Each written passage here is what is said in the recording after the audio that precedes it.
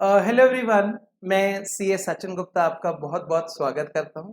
आज हम आपके साथ CA intermediate new course group 2 paper number 6 financial management and strategic management को शुरू कर रहे हैं। ये एक बहुत ही अच्छा इंटरेस्टिंग सब्जेक्ट है और इसका प्रैक्टिकल लाइफ में बहुत ज़्यादा एप्लीकेशन है। हम लोग ये सोचते हैं जब हम सीए बन जाएंगे तो हमारा वर्क प्रोफाइल क्या रहेगा। वैसे तो बहुत सारे फील्ड निकलते हैं, जैसे ऑडिटिंग है, टैक्सेशन है, कॉरपोरेट गवर्नेंस है, कंसल्टेंसी है। लेकिन इसके अलावा एक फील्ड और है और वो है फाइनेंस। और मैं आपको बताता हूँ, सीए के बाद जो हाईएस्ट पेड जॉब मिलती है वो फाइनेंस के फील्ड में मिलती है। मतलब ये एक फाइनेंस जो फील्ड है, ये हाईएस्ट पेइंग फील्ड है। अगर आपका इसमें इंटरेस्ट बैठता है तो आप समझिए आप आगे बहुत ज़्यादा तरक्की कर सकते हैं। शुरुआत इसी सब्जेक्ट से होगी। आपको बहुत इंटरेस्ट आने वाला है क्योंकि इसमें आप डे टू डे लाइफ का जो फाइनेंस है वो, और आगे जाके जो कॉरपोरेट लेवल का फाइनेंस होता है, वो सारी चीज़ें आप यहाँ पे सीखने वाले हैं। हम आपके साथ आज फॉर्मल इस सब्जेक्ट को शुरू करेंगे। इसका पार्ट ए फाइनेंशियल मैनेजमेंट, वहाँ से हम स्टार्ट करेंगे और एक बहुत बेसिक चैप्टर है, उसके कॉन्सेप्ट्स आपको बताएंगे। जैसा कि मैंने आपको बताया, हमारे सब्जेक्ट का नाम है financial management and strategic management. मैं आपको पहले थोड़ा सा स्ट्रेटेजिक मैनेजमेंट के बारे में बताता हूँ, ऑल्दो हम इसको बाद में शुरू करेंगे। पहले हम फाइनेंशियल मैनेजमेंट को ओवर करेंगे। स्ट्रेटेजिक मैनेजमेंट में मोर और लेस थ्योरी है, बट थोड़े थोड़े डिफरेंट थ्योरी कॉन्सेप्ट हैं और उनको पढ़ने में आपको बहुत अच्छा लगेगा, बहुत मज़ा आएगा। स्ट्रेटेजिक मैनेजमेंट, देखिए एक कहावत है, पैसा कमाना और पैसा कमाते रहना, इन दोनों बातों में फर्क है।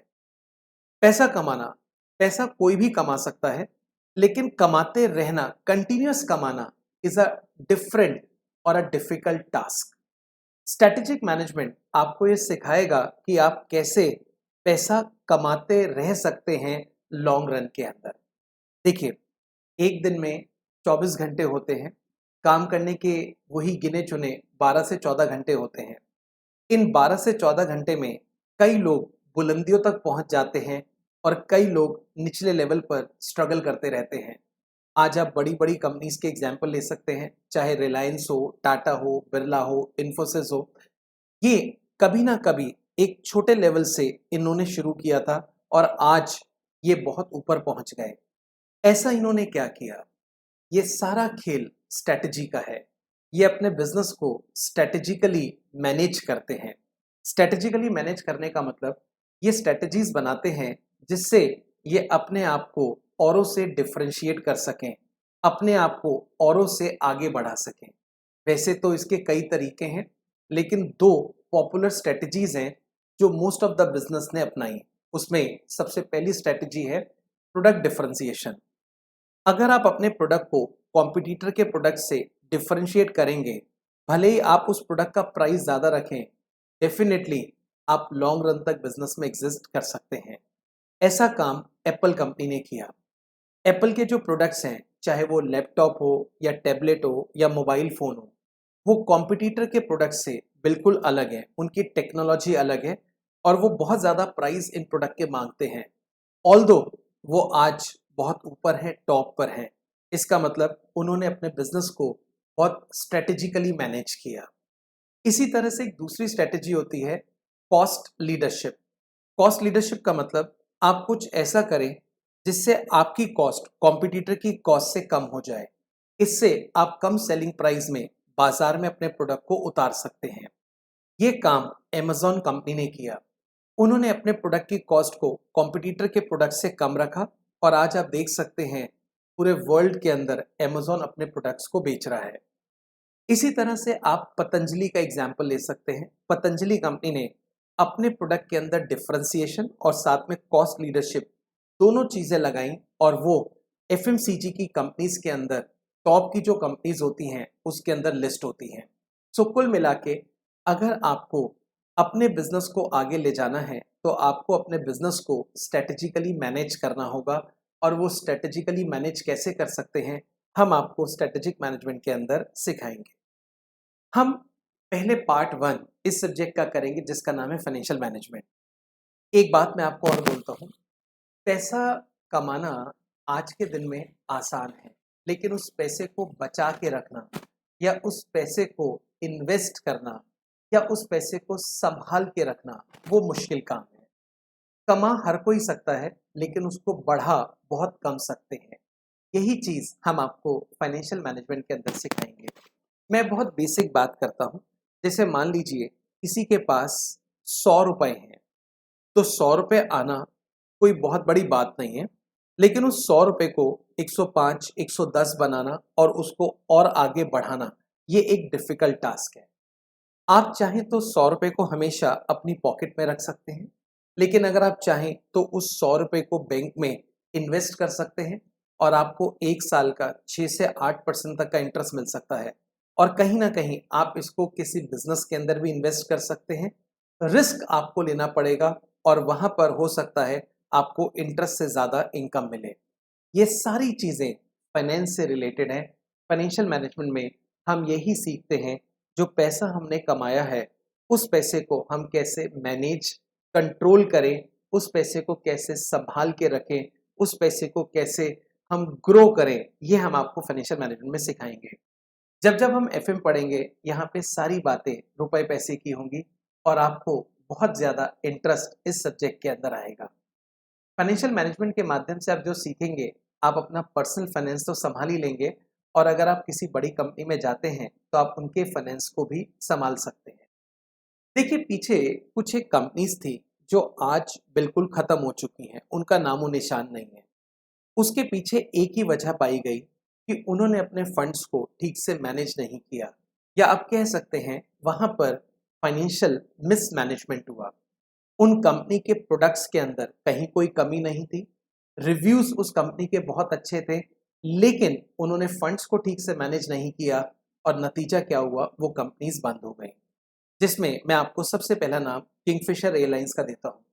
ये एक फुल सर्विस एयरलाइन थी, बहुत अच्छा इनका बिजनेस चल रहा था, लेकिन इनका जो लाइफ स्पैन है वो बहुत कम निकला और बाद में ये कंपनी बंद हो गई। और अगर आप गूगल पे सर्च करेंगे तो वो कहते हैं कि इसके बंद होने का एक ही कारण है और वो है फाइनेंशियल मिसमैनेजमेंट। इन्होंने अपने फंड्स को ठीक से मैनेज नहीं। इसके अलावा दूसरी एक इलेक्ट्रॉनिक के अंदर कंपनी थी, वीडियोकॉन।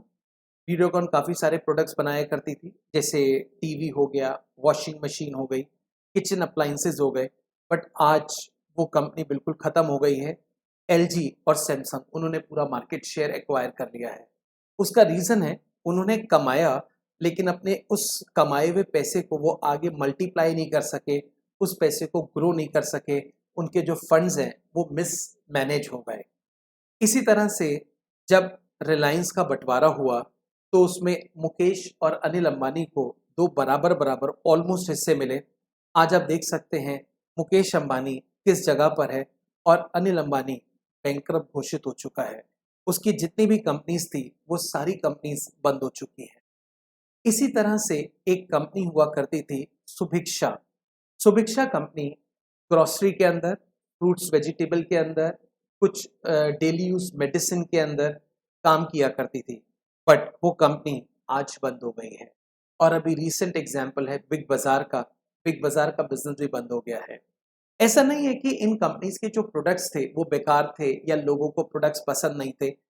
इनके प्रोडक्ट्स भी अच्छे थे, लोग खरीदते भी थे, बट ये अपने पैसे को ठीक से मैनेज नहीं कर पाए और नतीजा क्या हुआ, ये कंपनी बंद हो गई। मैं आपको सुभिक्षा कंपनी के थ्रू थोड़ा सा मिसमैनेजमेंट का एक एग्जांपल देता हूं, जिससे आप समझ सकें कि ऐसा क्या होता है अगर हम फंड्स को ठीक से मैनेज ना करें, उसके क्या नतीजे हो सकते हैं। सुभिक्षा कंपनी ने अपना इनिशियल जो काम शुरू किया वो इन अर्ली 2000 किया। उन्होंने चेन्नई के अंदर अपने कुछ स्टोर खोले और वहां पे उनका बिजनेस अच्छा चलने लगा। अब ग्रोथ की लालसा तो सभी को होती है। अचानक उन्होंने डिसीजन लिया कि हम अपने बिजनेस को एक्सपेंड करेंगे और दिल्ली प्लस नॉर्थ इंडिया के अंदर उन्होंने 1000 आउटलेट एक साथ खोलने का डिसीजन लिया। अब आप सोचिए, अगर ये 1000 आउटलेट खोलते हैं तो हर आउटलेट के अंदर काफ़ी सारा स्टॉक रखना पड़ेगा, क्योंकि अगर आप किसी भी इस तरह के ग्रोसरी आउटलेट पे जाते हैं तो वो पूरा पूरा भरा हुआ होता है, उसमें काफ़ी सारा सामान होता है। अब हर आउटलेट पर इतना सारा सामान उनको रखना होगा। इसके अलावा हर आउटलेट पर कुछ ना कुछ स्टाफ रखना होगा और कुछ-कुछ आउटलेट्स हो सकता है ये खरीद ना पाएँ, मतलब प्रेमिसेस खरीद ना पाएँ, तो रेंट पे लेना पड़ेगा। इन्होंने डिसाइड किया इन सब के लिए जो फंड्स चाहिए वो ये लोन के थ्रू रेज़ करेंगे और उस लोन के पैसे से ये अपने आउटलेट्स को खोलेंगे। यही इन्होंने सबसे बड़ी गलती करी, इन्होंने अपने फंड्स को ठीक से मैनेज नहीं किया, यहाँ पे वो फाइनेंशियल मैनेजमेंट के अंदर फेल हो गए। हुआ क्या, इन्होंने 1000 आउटलेट को खोलने के लिए बैंक से लोन लिया। अब बैंक वाला क्या करता है, अपने इंटरेस्ट का मीटर उसी दिन से चालू कर देता है, जिस दिन से वो फाइनेंस कर रहा है। उसको इस बात से कोई मतलब नहीं है कि आपका धंधा चल रहा है कि नहीं चल रहा, आपकी कमाई कम है कि कमाई ज़्यादा है। उसको अपने एक फिक्स्ड इंटरेस्ट से मतलब है, वो आपसे पहले दिन से इंटरेस्ट चार्ज करेगा। लेकिन जब हम इस पैसे को बिज़नेस में लगाते हैं, तो बिज़नेस में ग्रोथ आने में टाइम लगता है। पेस यानी कि बिज़नेस एक ऊपरी राह में जाने में कुछ समय लगाता है। शुरू से ही बिज़नेस एकदम हाई स्पीड पे नहीं चलता है। अब देखिए इतना सारा पैसा उन्होंने लोन के तौर पे लिया, कुछ इन्वेंट्री में उन्होंने इन्वेस्ट कर दिया या आप कह सकते हैं ब्लॉक कर दिया। अब इन्वेंट्री हाथ क्या तो बिकेगी नहीं। जब भी नया काम शुरू करते हैं पहले दिन से कोई ग्राहक की लाइन तो लगती नहीं है। धीरे-धीरे लोग जानते हैं, माउथ पब्लिसिटी होती है, हम भी एडवर्टाइज़मेंट करते हैं, तब बिज़नेस में पेस आती है, तब माल बिकता है। But in the mean time bank वाला इंटरेस्ट माँगेगा, जिसकी वो प्रॉपर्टी हमने रेंट पे ली है वो अपना रेंट माँगेगा, जो हमारा स्टाफ है वो अपनी स्टाफ सैलरी माँगेगा। एक तरह से खर्चे पहले दिन से शुरू हो जाते हैं। अब इन्होंने गलती क्या कर दी, जितना भी पैसा था वो लोन के थ्रू उठाया। अब लोन के थ्रू उठाने में आउटफ्लो पहले दिन से शुरू हो गया, इनफ्लो धीरे-धीरे आ रहा है, उसमें इतनी ग्रोथ नहीं है। और एक दिन ऐसा आया कि जितने भी इनके खर्चे थे, वो बहुत ज़्यादा बढ़ गए। स्टाफ ने बोला आप हमें सैलरी नहीं दे पा रहे, बैंकर कहता है कि आप हमें इंटरेस्ट नहीं दे पा रहे, प्रिंसिपल तो दूर की बात है। हुआ क्या, ये सारे स्टोर बंद हो गए और कहीं न कहीं जो भी इनकी एसेट्स थी, स्टॉक थी, उसको बेचकर जिन लोगों ने फाइनेंस किया, उन्होंने अपने लोन की थोड़ी बहुत पार्टली रिकवरी करी और हुआ क्या, कंपनी अचानक से हमेशा के लिए बंद हो गई। अगर ये लोग चाहते तो अपने फंड्स को ठीक से मैनेज कर सकते थे, प्रॉपर फाइनेंशियल मैनेजमेंट डिसीजंस ले सकते थे। सबसे पहली बात तो 1000 स्टोर एक साथ खोलने की ज़रूरत नहीं थी। ये धीरे-धीरे अपने स्टोर्स को ओपन कर सकते थे और जैसे-जैसे इनको सक्सेस मिलता या अपने कुछ नए स्टोर्स की कमाई को ये फ्यूचर के स्टोर्स में इन्वेस्ट कर सकते थे। इसके अलावा एक तरीका और भी था और वो था IPO, initial public offering. Initial public offering basically equity finance से रिलेटेड होता है। इन्होंने जहां लोन के थ्रू पैसा उठाया, अगर ये चाहते तो इक्विटी के थ्रू पैसा ले सकते थे। अब इक्विटी के थ्रू पैसा कैसे ले सकते हैं, वो मैं आपको समझाता हूँ। देखिए, जैसे कोई एक बिज़नेस शुरू हुआ, उसमें सिर्फ़ एक ही आदमी का पैसा लगा हुआ है या 2-3 लोगों का पैसा लगा हुआ है, तो बेसिकली वो कंपनी के मेन डायरेक्टर्स या प्रमोटर्स हो गए।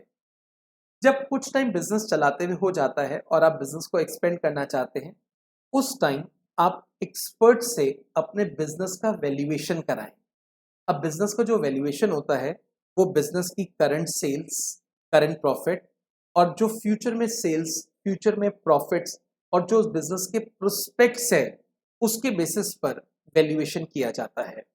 मान लीजिए सुभिक्षा कंपनी ने भी अपना बिज़नेस वैल्यूएशन कराया होता। फॉर एग्ज़ाम्पल लेट्स से उनका बिज़नेस का वैल्यूएशन जो है, वो 500 करोड़ आता। अब इसके अंदर वो पता है क्या करते हैं? कुछ लोगों को पार्टनर्स बनाते हैं। पार्टनर्स बनाने का मतलब ये है, जैसे अभी पूरे बिज़नेस के मालिक वो हैं, लेट्स से वो 20% अपना हिस्सा छोड़ देते हैं। अब 500 करोड़ का 20% होता है 100 करोड़। अपना 20% हिस्सा छोड़ देते, 80% अपने पास रखते, 20% किसी और को देके उससे 100 करोड़ रुपए ले लेते। अब 100 करोड़ रुपए लेकर उससे ही अपने बिज़नेस को एक्सपेंड कर सकते थे। इस केस में जो 100 करोड़ रुपया इन्होंने लिया 20% हिस्सा देने के बदले, इसमें कोई फिक्स कॉस्ट यानी कि कोई इंटरेस्ट इनको देने की ज़रूरत नहीं है। अगर प्रॉफिट्स होते हैं तो उसको शेयर किया जाएगा। 80% जो है वो सुभिक्षा का मालिक लेता और 20% जो उन्होंने पार्टनर बनाए हैं वो लेते। मैं वर्ड पार्टनर यूज़ कर रहा हूँ, बेसिकली प्रॉपर वर्ड यहाँ पे शेयर होल्डर है। ये लोग क्या कर सकते थे, अपनी कंपनी के शेयर बाजार में इशू करके पब्लिक से 100 करोड़ रुपए ले सकते थे और 20% हिस्सा पब्लिक को बेच सकते थे।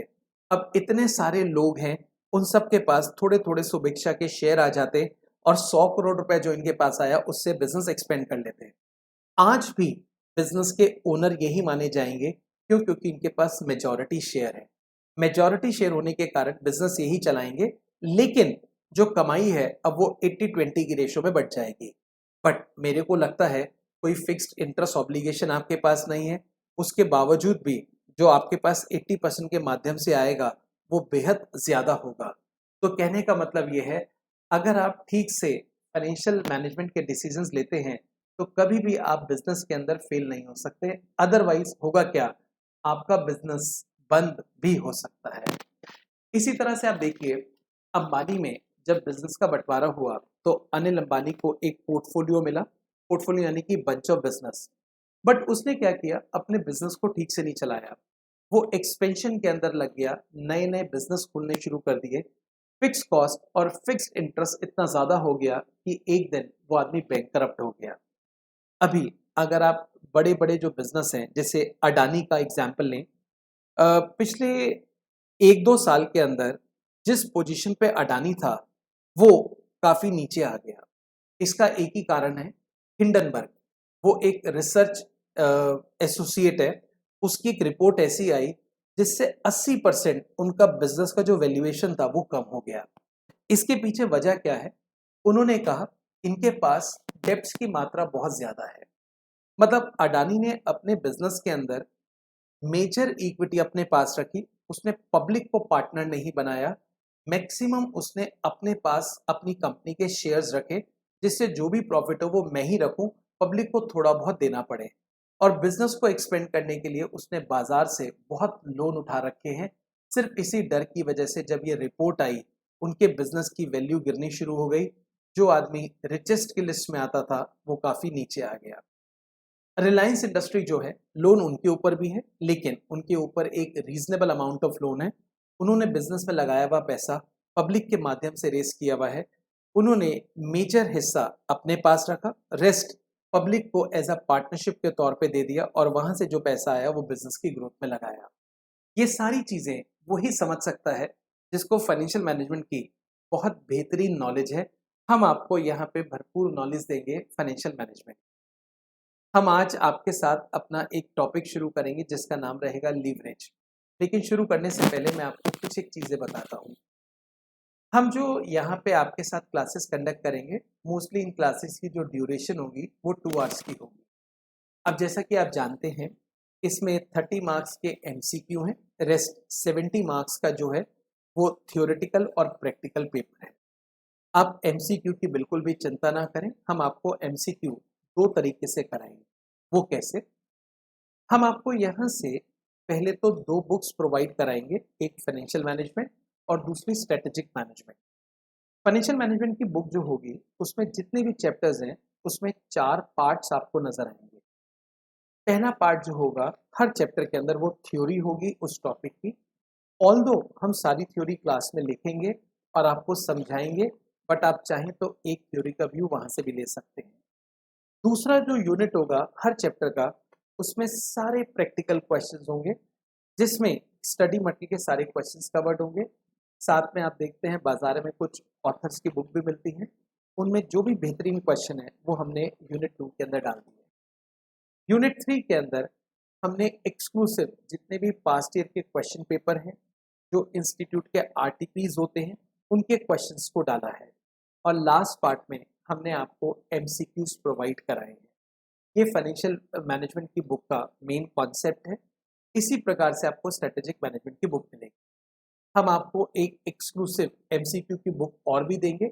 उसमें जो एमसीक्यूज होंगे वो चैप्टर वाइज नहीं होंगे, उसमें मिक्स एमसीक्यूज होंगे। जैसे कोई पहला एमसीक्यू चैप्टर 1 का है, फिर वो चैप्टर 4 का हो गया, फिर चैप्टर 5 का, वो एमसीक्यूज आपको प्रैक्टिस करने होंगे। आपको पूरा सब्जेक्ट बहुत डिटेल में समझना होगा, क्योंकि एमसीक्यू आने से कुछ बच्चे सोचते हैं पेपर आसान हो गया है, बट मेरा अपना एक्सपीरियंस ये है, एमसीक्यू आने से नो डाउट पेपर तो स्कोरिंग हो गया है, बट पहले के मुकाबले टफ हो गया है। क्योंकि जब तक आपको इन डेप्थ नॉलेज नहीं होगी तब तक आप अपने किसी भी एमसीक्यू का आंसर नहीं कर पाएंगे। तो एमसीक्यू के आंसर को करने के लिए आपको बहुत अच्छे से इस सब्जेक्ट को इन डेप्थ पढ़ना होगा। अब अगर आप हमारे साथ यहाँ पढ़ रहे हैं तो आपको क्या कुछ एक्स्ट्रा पढ़ना है, तो इसका जवाब है कुछ भी नहीं। हम आपको जो बुक देंगे उसमें आपका इंस्टीट्यूट का स्टडी मटेरियल 100% कवर होगा। जो भी पास्ट एग्जाम के क्वेश्चंस हैं वो भी कवर होंगे, आरटीपीस वो भी कवर होंगे।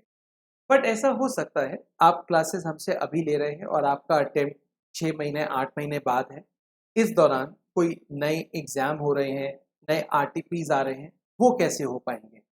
उसके लिए आपको हमारे यूट्यूब चैनल को साथ में सब्सक्राइब करना होगा।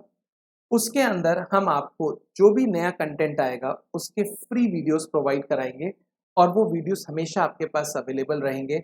उन चीज़ों को आप वहाँ पे देख सकते हैं। हम क्लास में सारे क्वेश्चंस ऑलमोस्ट प्रैक्टिस करेंगे, बट जो पास्ट ईयर के क्वेश्चंस हैं और जो आरटीपी के क्वेश्चन हैं वो हम आपको टाइम टू टाइम होमवर्क में देते रहेंगे, बट उसके बाद हम उसको आने वाली क्लासेस में ज़रूर सॉल्व करेंगे। एक बार आपको होमवर्क में देंगे। हम जो भी यहाँ क्लास में लिखेंगे, हम क्लास ओवर होने के बाद इसका एक पीडीएफ भी बनाएंगे और ये भी आपके साथ शेयर करेंगे।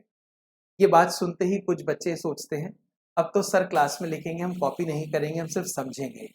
ये बहुत बड़ी गलती है, क्योंकि जब तक आप लिखेंगे नहीं तब तक आपको चीज़ें समझ नहीं आएंगी। ये जो मैं क्लास में लिखूंगा, इसका पीडीएफ जो आपको प्रोवाइड कराऊंगा, it is just a source of backup. मान लीजिए आपका कोई एक पॉइंट छूट गया और मैंने स्क्रीन को चेंज कर दिया, तो अब आप अपने नोट्स को अपडेट करने के लिए उस पीडीएफ का उपयोग कर सकते हैं। वहाँ से आप अपने नोट्स को अपडेट कर सकते हैं। 50 नंबर का फाइनेंशियल मैनेजमेंट है, 50 नंबर का स्ट्रेटेजिक मैनेजमेंट है।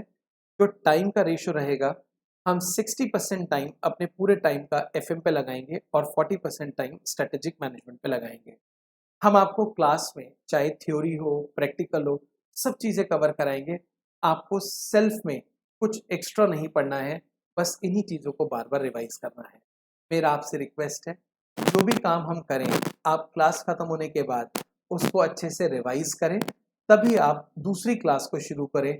जब तक प्रीवियस क्लास आप रिवाइज नहीं करेंगे, आप नेक्स्ट क्लास अगर शुरू करते हैं तो ऐसे में आपको आउटपुट कम मिलेगा, चीज़ें कम समझ आएंगी। तो बेहतर है आप पहले से ही सीरियस रहें और अच्छे से इन क्लासेस को करें। आइए हम आपके साथ आज एक नया चैप्टर शुरू कर रहे हैं जिसका नाम है लीवरेज। लीवरेज फाइनेंशियल मैनेजमेंट का चैप्टर है जो आपके सब्जेक्ट का पार्ट ए है। अगर हम पास्ट एग्जाम्स को देखें तो उसके अंदर इस टॉपिक की जो वेटेज रही है वो 5 मार्क्स से 10 मार्क्स की रही है। मेरे को ऐसा लगता है आने वाले एग्जाम में ये 8 टू 10 मार्क का आ सकता है। जब 8 टू 10 मार्क्स में बोल रहा हूँ तो इसमें 5 टू 7 मार्क का प्रैक्टिकल हो गया और करीब करीब 3 मार्क्स के एमसीक्यूज। अगर 8 नंबर की वेटेज आई तो 5 मार्क का प्रैक्टिकल आ गया और 3 मार्क के एमसीक्यू आ गए। 10 का आया तो 7 का प्रैक्टिकल, 3 के एमसीक्यूज। तो एमसीक्यूज तो जरूर आएंगे हर टॉपिक में से, 3-3 नंबर के मेरे को लगता है एमसीक्यू मोरलेस हर चैप्टर से देंगे और प्रैक्टिकल की वेटेज 5 टू 7 मार्क्स रहेगी। आप बहुत अच्छे से इस टॉपिक को समझ सकते हैं, बहुत बेसिक टॉपिक है। आइए मैं आपके साथ शुरू कर रहा हूं अब फाइनेंशियल मैनेजमेंट का लीवरेज चैप्टर।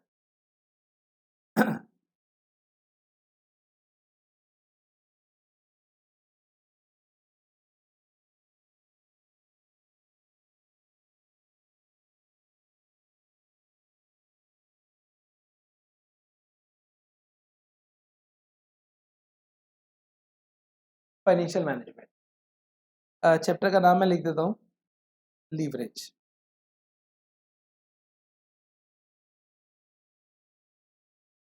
लीवरेज की जो वेटेज एग्जाम में एक्सपेक्टेड है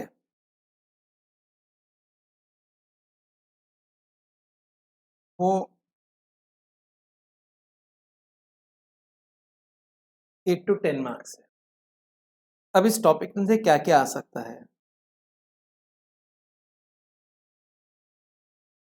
थ्योरी,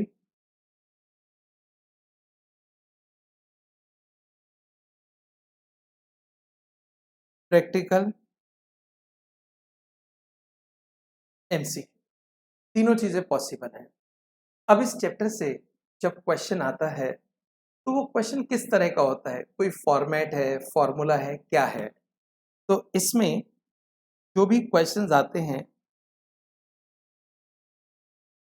वो कॉन्सेप्ट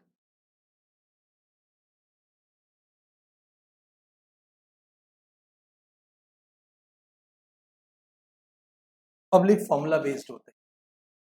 जो फॉर्मूला है उसका डेरिवेशन आपको सिखाया जाएगा, बट एग्जाम में वो डेरिवेशन नहीं आएगा, आपको अल्टीमेटली फॉर्मूले से ही आंसर्स निकालने हो। अब यहां से हम अपने इस टॉपिक को शुरू करते हैं। सबसे पहले मैं आपको लीवरेज की एक बेसिक जनरल डेफिनेशन लिखवाऊंगा। वो डेफिनेशन जो होगी वो हमारे कोर्स से थोड़ी सी डिफरेंट होगी। एक जनरल भाषा में या आम तौर पे लीवरेज का क्या मतलब होता है, उसके बाद हमारे कोर्स में लीवरेज का मीनिंग क्या रहेगा वो भी आपको बताया जाएगा। आइए,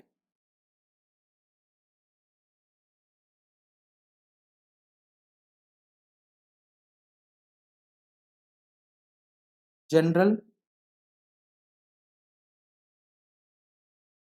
oblique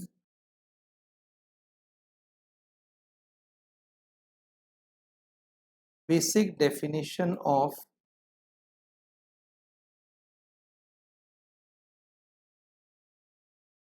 leverage. General oblique basic definition of leverage आप मेरे साथ नोट कर सकते हैं।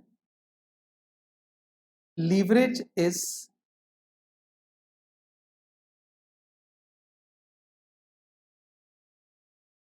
Ability of firm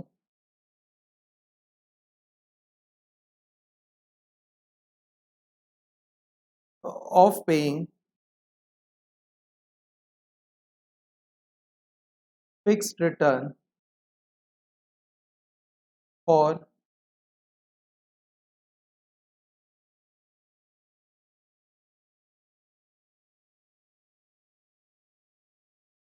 employing resources. Leverage is ability of firm of paying fixed return for employing resources.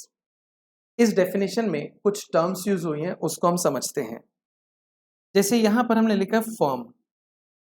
अब आप लोगों ने अकाउंट्स के अंदर 12th क्लास में जब जब फर्म पढ़ा तो आपके दिमाग में आता है पार्टनरशिप फर्म, लेकिन ऐसा नहीं है। जब हम फाइनेंशियल मैनेजमेंट पढ़ते हैं तो जो भी बिजनेस होता है उसको हम फर्म बोल सकते हैं। जैसे मैं अकेला बिजनेस कर रहा हूं तो मेरे को बोलेंगे सोल प्रोप्राइटर। मान लीजिए मैं अपने 3 दोस्तों के साथ मिलकर पार्टनरशिप में काम कर रहा हूं तो मेरे को बोलेंगे पार्टनरशिप फर्म। मान लीजिए मैं बिजनेस कर रहा हूं और मैंने एक कंपनी फॉर्म कर ली है।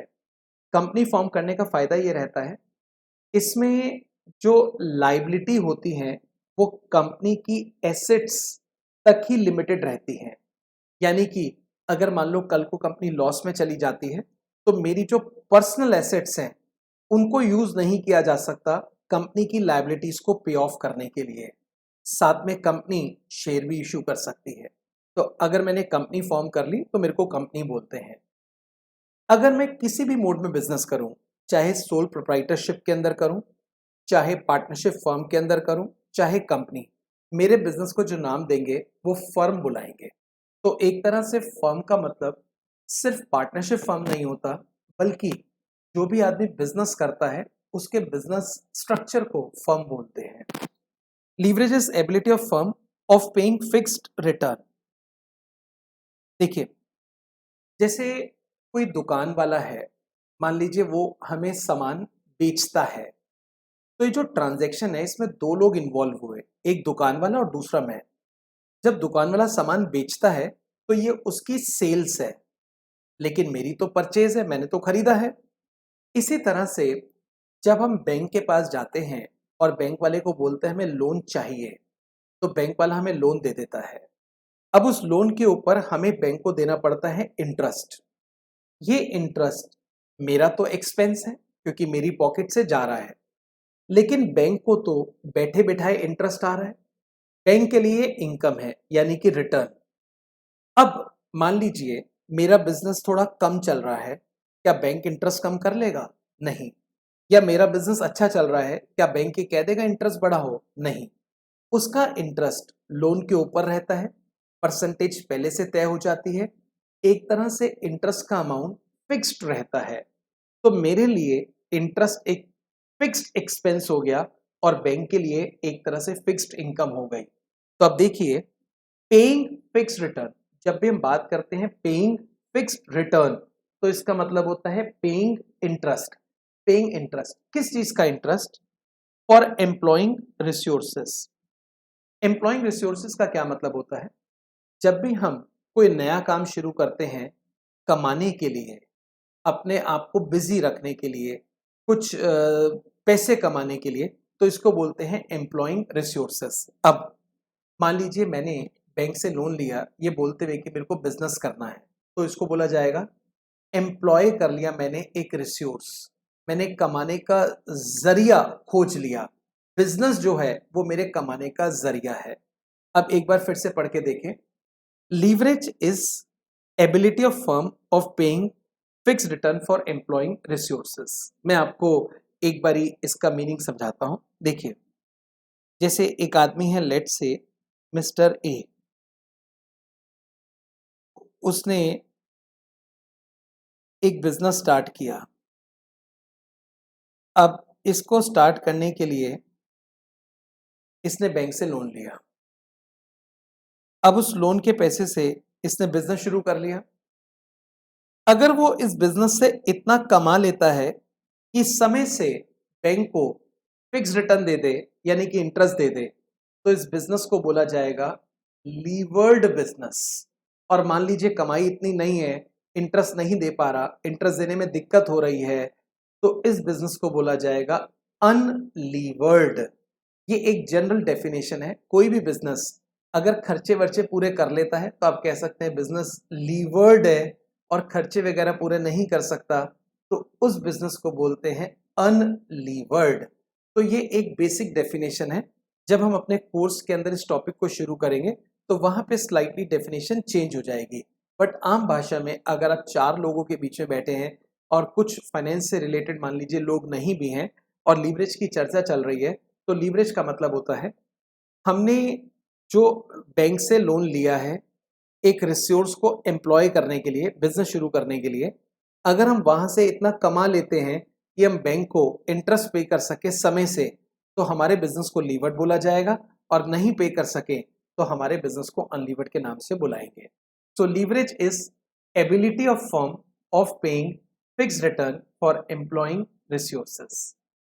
अब मैं आपको यहां से आगे लेके चलता हूं। लीवरेज को समझने के लिए सबसे पहले आपको रिस्क को समझना होगा। रिस्क दो तरह का होता है, एक होता है बिजनेस रिस्क और एक होता है फाइनेंशियल रिस्क। बिजनेस रिस्क क्या होता है, फाइनेंशियल रिस्क क्या होता है, पहले मैं आपको बहुत सरल भाषा में समझाता हूं, फिर उसके बारे में कुछ नोटिंग करेंगे। हम बात करते हैं फाइनेंशियल रिस्क की। एक कंपनी सामान बेचकर, सर्विसेज बेचकर, सेल करके इतने पैसे इकट्ठे करती है कि अपनी वेरिएबल कॉस्ट और फिक्स कॉस्ट दोनों मीट कर लेती है। अब इनके पास कुछ भी नहीं बचता। बैंक वाले इनके पास आते हैं और कहते हैं हमें इंटरेस्ट दो। ये कहते हैं हमारे पास तो कुछ है ही नहीं, हम इंटरेस्ट कहां से दें, हमारे पास इंटरेस्ट देने के पैसे नहीं है। इसको बोलते हैं फाइनेंशियल रिस्क। फाइनेंशियल रिस्क का मतलब आपका बिजनेस नुकसान में चल रहा है, लेकिन कितना नुकसान कि आप इंटरेस्ट नहीं दे पा रहे, बाकी ऑब्लिगेशंस पूरे कर रहे हैं, इसको बोलते हैं फाइनेंशियल रिस्क। एक होता है बिजनेस रिस्क। मान लीजिए आप बिजनेस कर रहे हैं, आपने वेरिएबल कॉस्ट जो है वो मीट कर ली, लेकिन फिक्स कॉस्ट को चुकाने के लिए आपके पास पैसे नहीं है, और ना ही जो आपने लोन उठा रखा है उसके ऊपर देने के लिए आपके पास इंटरेस्ट के पैसे हैं। तो ऐसे को बिजनेस रिस्क के नाम से बुलाया जाता है। बिजनेस रिस्क में आमतौर पे नतीजा होता है बिजनेस बंद हो जाता है कुछ दिनों के अंदर। मैं आपको सबसे पहले दो पॉइंट्स बताऊंगा, एक होती है वेरिएबल कॉस्ट, एक फिक्स कॉस्ट, उसके बाद दोबारा से इस बिजनेस और फाइनेंशियल रिस्क को एक्सप्लेन करेंगे। जब भी हम बिजनेस करते हैं तो आप मान लीजिए इस पूरी दुनिया में बिजनेस वालों की दो कॉस्ट होती हैं, एक होती है वेरिएबल कॉस्ट और एक होती है फिक्स कॉस्ट। इन दो कॉस्ट को अगर अच्छे से समझना है तो किसी भी उस बिजनेसमैन से पूछिए जिसने कोविड के टाइम में अपने बिजनेस को पार उतारा है, जिसने कोविड के टाइम अपने बिजनेस को चलाया है, वो बता सकता है वेरिएबल कॉस्ट क्या और फिक्स कॉस्ट क्या। स्टिल मैं आपको बताता हूँ। देखिए, वेरिएबल कॉस्ट वो होती है जो सेल के ऊपर डिपेंड करती है। अगर आपकी सेल कम है तो ये कॉस्ट कम रहेगी, सेल ज्यादा है तो ये कॉस्ट ज्यादा रहेगी, सेल नहीं है तो ये कॉस्ट नहीं लगेगी। लेकिन फिक्स कॉस्ट वो होती है जो लगती लगती है, उसका सेल से कोई रिलेशन नहीं है। सेल कम है, सेल नॉर्मल है, सेल ज्यादा है, सेल बहुत ज्यादा है, फिक्स कॉस्ट सेम रहेगी, उसका सेल से कोई लेना देना नहीं है। मैं आपको कुछ एग्जांपल देता हूं। जैसे किंगफिशर एयरलाइंस, वो मंदी के कारण या आप बोल सकते हैं फाइनेंशियल मिसमैनेजमेंट के कारण बंद हो गया।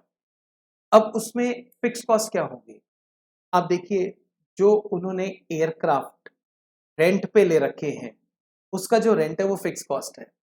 अब उन्होंने हवाई जहाज किराए पे ले लिए, मान लीजिए वो हवाई जहाज को उड़ा ही नहीं रहे, फ्लाइट्स बंद हैं, तो रेंट तो उनको देना होगा ना।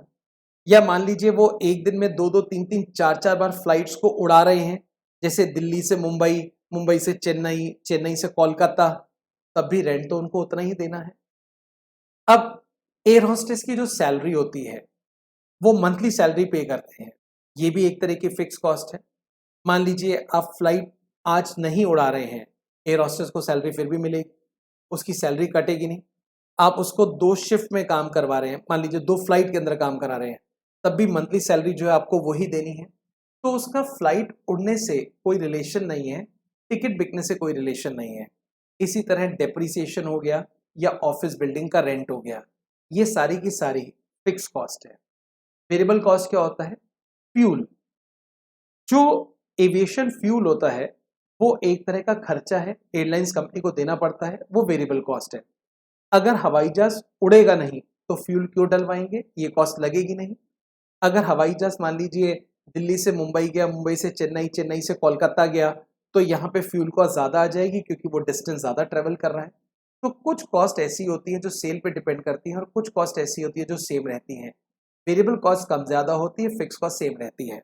अब मैं आपको बताता हूँ, कोविड के टाइम सबसे ज़्यादा हॉस्पिटैलिटी इंडस्ट्री जो होती है, जैसे टूर्स एंड ट्रेवल हो गया, होटल एंड रेस्टोरेंट्स हो गए, सिनेमा हो गया, एयरलाइंस हो गया, सबसे ज़्यादा इन सब लोगों ने सफ़र किया। अब ये सारे तो बंद थे लॉकडाउन के दौरान, सिनेमा में कोई आदमी पिक्चर देखने के लिए नहीं जा रहा था, फ्लाइट्स के अंदर कोई आदमी ट्रैवल नहीं कर रहा था, होटल्स के रूम खाली थे।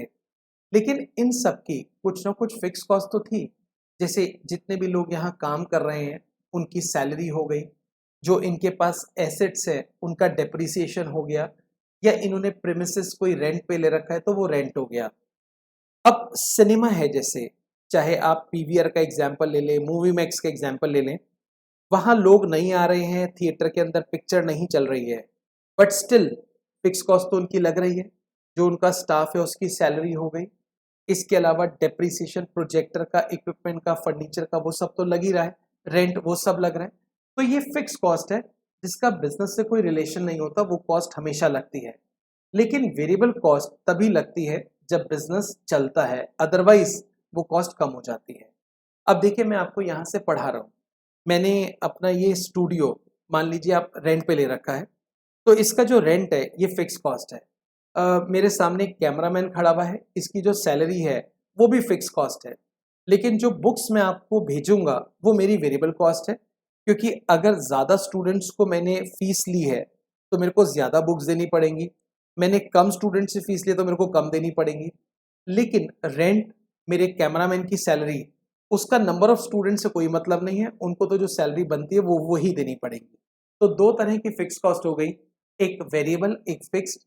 वेरिएबल चेंज होती है और जो फिक्स्ड होती है वो सेम रहती है। अब बिजनेस और फाइनेंशियल रिस्क को दोबारा से रिलेट करते हैं। एक कंपनी सेल करके इतना पैसा कमा रही है कि वो वेरिएबल कॉस्ट और फिक्स कॉस्ट दोनों मीट कर देती है। अब उनके पास कुछ भी नहीं बचता, इंटरेस्ट देने तक के उनके पास पैसे नहीं है, तो हम बोलते हैं आपके ऊपर फाइनेंशियल रिस्क आ गया है। लेकिन मान लीजिए एक कंपनी सेल में से सिर्फ वेरिएबल कॉस्ट मीट कर रही है, उनके पास फिक्स कॉस्ट को देने के पैसे नहीं है, इंटरेस्ट तो बहुत दूर की बात है, तो हम कहते हैं आपके ऊपर बिजनेस रिस्क आ गया है। तो बेसिकली जो अनसर्टेनिटी होती है उसी को हम बोलते हैं रिस्क। आइए थोड़ा सा इसके बारे में आपको नोट कराते हैं। आपने मेरे साथ कॉपी करना है।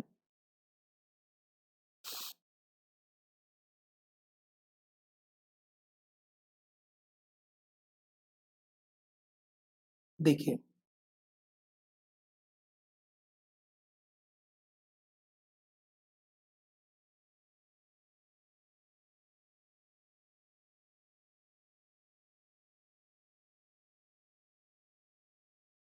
Objective of financial management.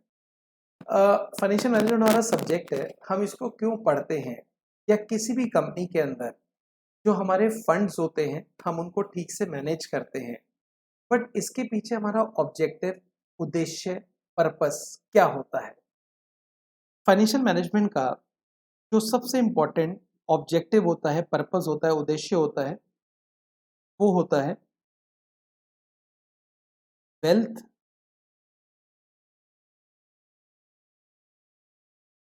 Maximisation.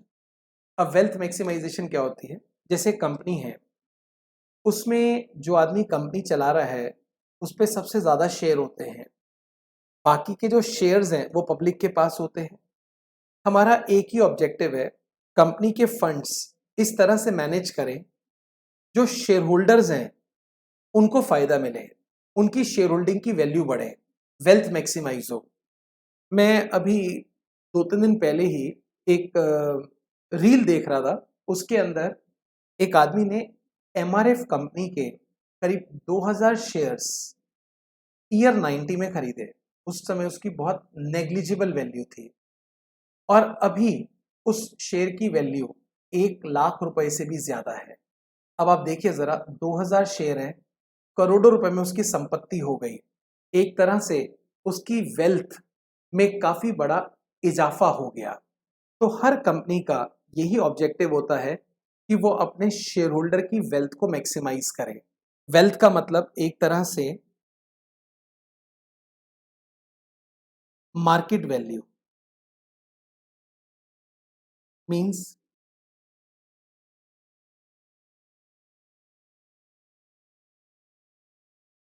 Market value, जो कंपनी के शेयर्स हैं उनकी जो मार्केट वैल्यू वो बढ़े, इससे शेयर होल्डर की वेल्थ बढ़ती है।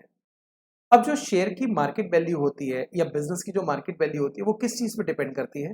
वो डिपेंड करती है कंपनी की परफॉर्मेंस पर।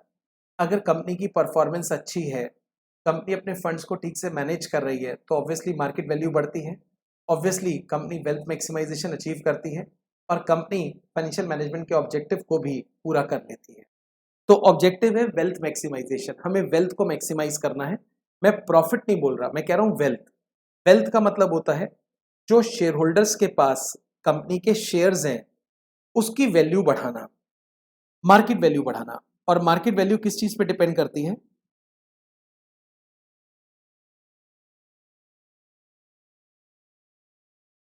Depends directly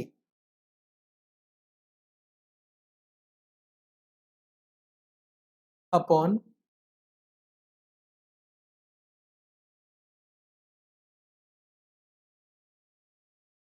performance of company. और जो मार्केट वैल्यू है वो कंपनी की परफॉर्मेंस पे डिपेंड करती है। कंपनी की परफॉर्मेंस कैसी है, depend directly on performance of company. Performance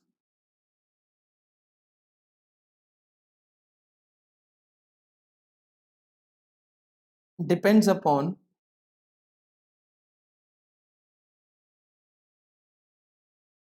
risk of company.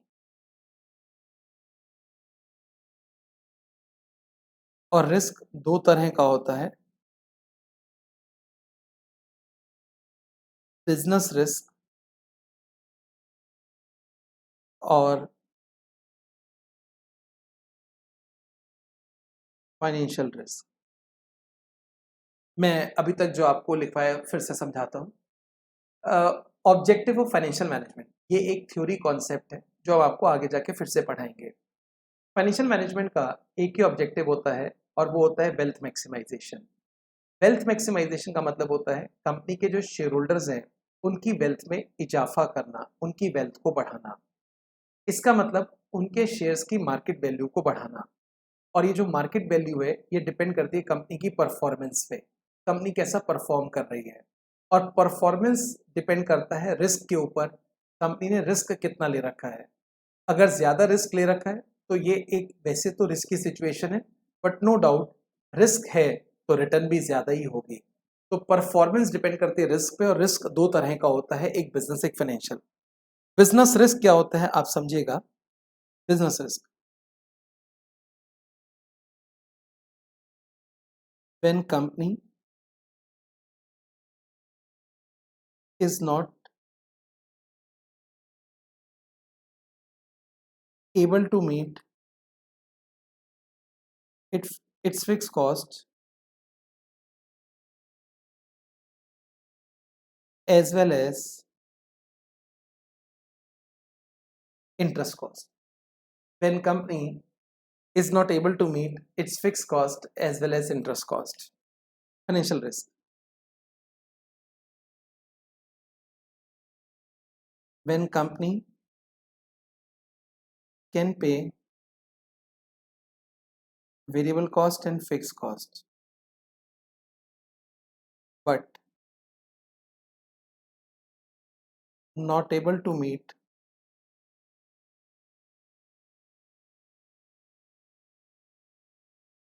interest cost,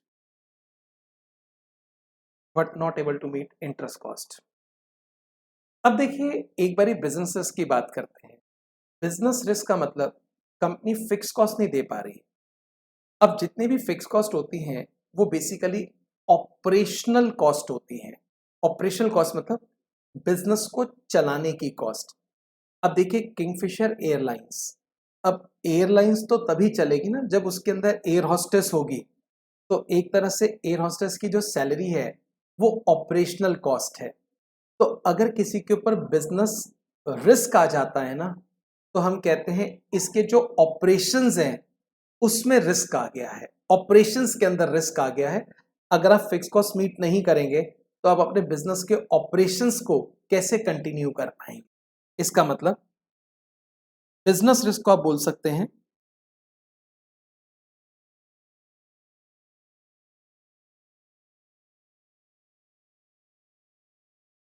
risk associated with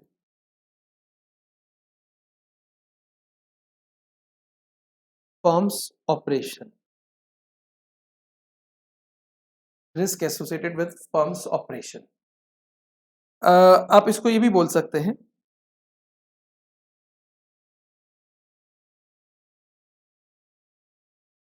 uncertainty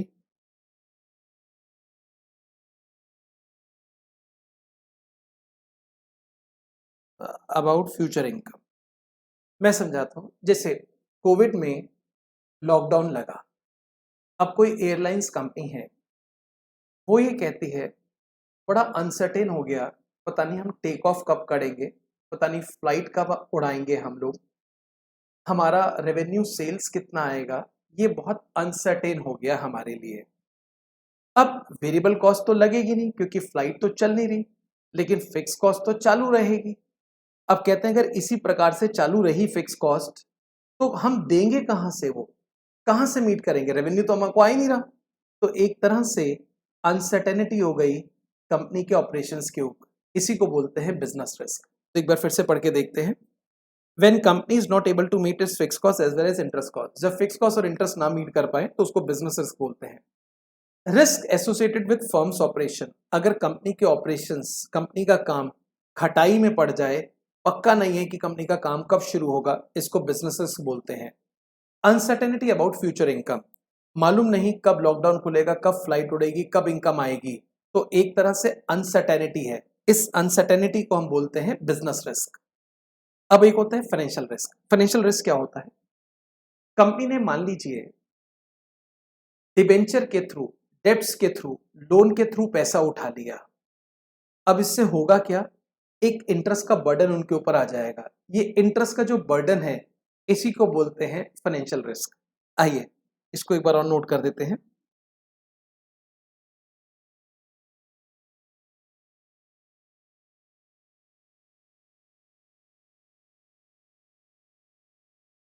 additional risk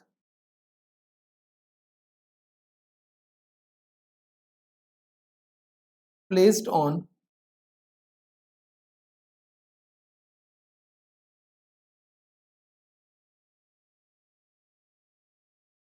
firm's shareholder.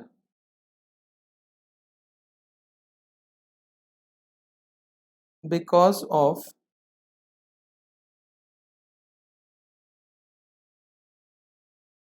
Use of debts. Debenture को यूज करने से कंपनी के ऊपर एक इंटरेस्ट ऑब्लिगेशन आता है, अल्टीमेटली अफेक्ट शेयर होल्डर पे पड़ेगा क्योंकि उनका डिविडेंड कम हो जाएगा, सारा ही पैसा इंटरेस्ट में अगर निकल जाता है तो इस चीज को बोलते हैं फाइनेंशियल रिस्क। तो अगर आपको रिस्क क्लियर है तो हम यहाँ से आगे बढ़ पाएंगे और लीवरेज टॉपिक को अब इस रिस्क से हम रिलेट करेंगे। एक बार मैं आपको फिर से यहाँ पे दिखाता हूँ, एक होता है बिजनेस और एक फाइनेंशियल रिस्क। अगर कोई कंपनी अपनी फिक्स कॉस्ट और इंटरेस्ट दोनों मीट नहीं कर पा रही तो उनके ऊपर बिजनेस रिस्क है। बेसिकली फर्म के ऑपरेशंस जो होते हैं वो अनसर्टेन हो जाते हैं, फर्म की जो इनकम है वो अनसर्टेन हो जाती है बिजनेस रिस्क आने से। फाइनेंशियल रिस्क का क्या मतलब होता है, कंपनी इंटरेस्ट पे नहीं कर पा रही है और ये क्यों हुआ, क्योंकि कंपनी ने डेब्ट्स के थ्रू पैसा रेज कर लिया, इससे शेयर होल्डर की जो रिटर्न है उसमें कमी आ गई, अनसर्टेन हो गई या वो बिल्कुल ही खत्म हो गई। This is called financial risk. अब मैं आपको थोड़ा सा एक रियल लाइफ के अंदर लेके चलता हूँ। किंगफिशर एयरलाइंस जब बंद हुई उसके कुछ टाइम पहले वो एक नेशनलाइज बैंक पे गए और उन्होंने कहा कि हमें आपसे लोन चाहिए। नेशनलाइज बैंक ने बोला आप अपनी इनकम स्टेटमेंट हमें दे दीजिए, उसको देखकर हम आपको बताएंगे कि हम कितना आपको फंड्स फाइनेंस कर सकते हैं। इनकम स्टेटमेंट का मतलब होता है एक तरह से प्रॉफिट एंड लॉस अकाउंट। उसको देखने के बाद बैंक ने कहा आपके ऊपर बिजनेस और फाइनेंशियल दोनों रिस्क बहुत ज्यादा है, सॉरी हम आपको फाइनेंस नहीं कर सकते। अब उन्होंने इनकम स्टेटमेंट यानी कि प्रॉफिट एंड लॉस अकाउंट को देख के बात कैसे कह दी, क्या देखते हैं उसके अंदर कि पता चल जाए बिजनेस और फाइनेंशियल रिस्क ज्यादा है। असल में जैसे इनकम स्टेटमेंट उनके पास आई, बैंक ने उस कंपनी की दो लीवरेज निकाली, दो लीवरेज, और वो लीवरेज बहुत ज्यादा आई और जैसे बहुत ज्यादा आई सीधा कमेंट कर दिया बिजनेस फाइनेंशियल रिस्क ज्यादा है, हमारे पैसे डूबने के चांसेस हैं, इसलिए हम आपको फाइनेंस नहीं करेंगे। इसको मना करने के ठीक 1 से 1.5 महीने के अंदर किंगफिशर एयरलाइंस वाकई में हैवी लॉसेस के अंदर आ गई और वो कंपनी ही बंद हो गई। बहुत सारे बैंकों ने फाइनेंस कर रखा था लेकिन उन सब का पैसा एक तरह से आप मान के चले डूब गया। इसमें होता क्या है, जो विजय माल्या की पर्सनल एसेट्स है ना उसका इस्तेमाल नहीं हो सकता, सिर्फ किंगफिशर एयरलाइंस की एसेट्स का ही उपयोग किया जाएगा बैंकों का या कर्जदारों का पैसा चुकाने के लिए। एक तरह से ये इनकम स्टेटमेंट को देखकर रिस्क और लीवरेज असेस किया जाता है। मैं आपको यहाँ पर एक फॉर्मेट लिखवा रहा हूँ इनकम स्टेटमेंट का, जो इस टॉपिक के साथ साथ मोस्टली हर टॉपिक के अंदर कवर किया जाता है। आप बहुत अच्छे से उसको समझेंगे, नो डाउट आपको समझना भी और लर्न भी करना उस फॉर्मेट को। आइए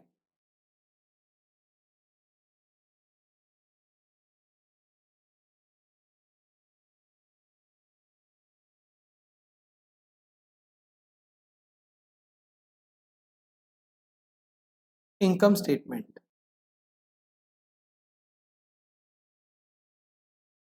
इनकम स्टेटमेंट अब जैसे सबसे पहले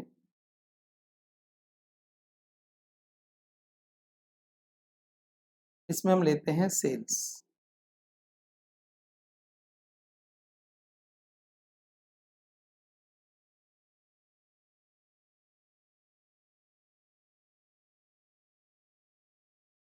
लेस वेरिएबल कॉस्ट। और सेल करके कंपनी के पास पैसे आए, अब कंपनी अपनी इनकम निकाल रही है यानी कि प्रॉफिट निकाल रही है। सबसे पहले वेरिएबल कॉस्ट माइनस करेंगे। वेरिएबल कॉस्ट वो होती है जो सेल के साथ वेरी करती है, जैसे किंगफिशर के केस में एविएशन फ्यूल जो होता है वो वेरिएबल कॉस्ट होता है। इसी तरह फ्लाइट के अंदर जो खाना सर्व किया जाता है पैसेंजर को वो भी वेरिएबल कॉस्ट होती है। अगर फ्लाइट उड़ेगी नहीं, ना तो फ्यूल लगेगा ना पैसेंजर को देने वाला फूड लगेगा। Sale less variable cost. जैसे हम वेरिएबल कॉस्ट माइनस करते हैं, अब जो टर्म आती है उसको बोलते हैं contribution. Sale minus variable cost is contribution. इसमें से हम माइनस करते हैं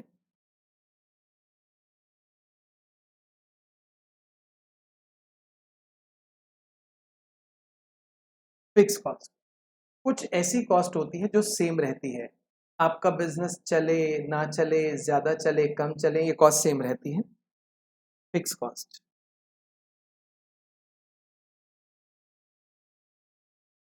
जैसे हम फिक्स कॉस्ट माइनस करते हैं, इसको हम बोलते हैं अर्निंग्स बिफोर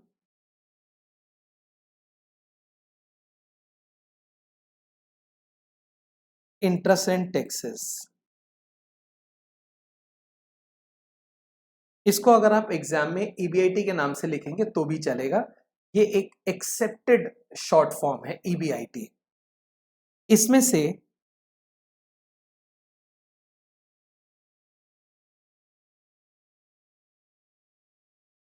हम इंटरेस्ट को माइनस करते हैं। इंटरेस्ट का दूसरा नाम फाइनेंस कॉस्ट भी होता है, फाइनेंस कॉस्ट या फाइनेंस चार्जेस। ऐसा फाइनेंस कराने की जो कॉस्ट है उसको बोलते हैं इंटरेस्ट। इंटरेस्ट माइनस कर दिया, अब जो बचा उसको बोलते हैं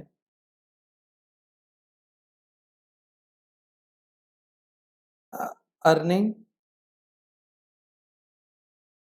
बिफोर टैक्स। इसको आप ईएटी के नाम से बुला सकते हैं, अर्निंग बिफोर टैक्स। मैंने गलत लिख दिया, sorry, EBT, earning before tax, EBT. अब इसमें से हम टैक्स माइनस करते हैं। ये जो टैक्स है ये इनकम टैक्स है जो हम गवर्नमेंट को देते हैं अपनी इनकम के ऊपर। अब जैसे ही हमने टैक्स माइनस किया,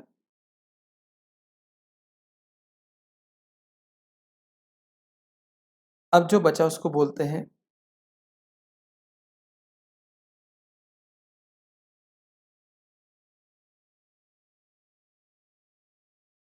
अर्निंग आफ्टर टैक्स, ईएटी।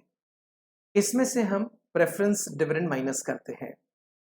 दो तरह के शेयर होल्डर होते हैं, एक इक्विटी एक प्रेफरेंस, ये आपने पहले पढ़ रखा होगा, बट हम आपको डिटेल में आने वाले किसी टॉपिक में सिखाएंगे। लेस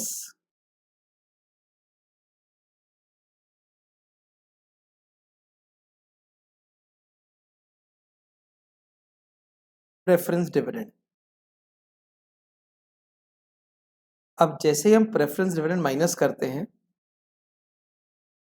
इसको बोलते हैं profit for equity share holder, यानी कि profit for equity share holder है। यहां पर कंपनी को एक और डिसीजन लेना पड़ता है, और वो भी फाइनेंशियल मैनेजमेंट का पार्ट है। जो भी हमने प्रॉफिट कमाया शेयर होल्डर के लिए, उसमें से हम कितना प्रॉफिट उनको डिविडेंड के तौर पे दें और कितना प्रॉफिट कंपनी अपने पास रखे, जिससे कि वो बिजनेस में उसको री इन्वेस्ट कर सके। तो एक तरह से इस प्रॉफिट के दो भाग होते हैं, एक इक्विटी डिविडेंड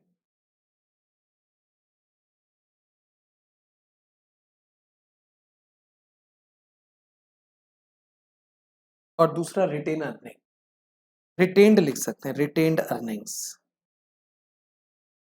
कितना शेयर होल्डर को दे दें और कितना अपने पास रखें, equity dividend and retain earnings.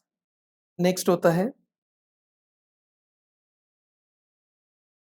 Earnings पर शेयर, अर्निंग्स पर शेयर यानी कि EPS, profit for equity share holder divided by number of equity shares. Preference shares नहीं, सिर्फ इक्विटी शेयर्स और उसके नंबर्स, कितने इक्विटी शेयर हमने इश्यू करे हैं, इससे आता है अर्निंग्स पर शेयर, यानी कि एक शेयर पे कंपनी ने कितना कमाया।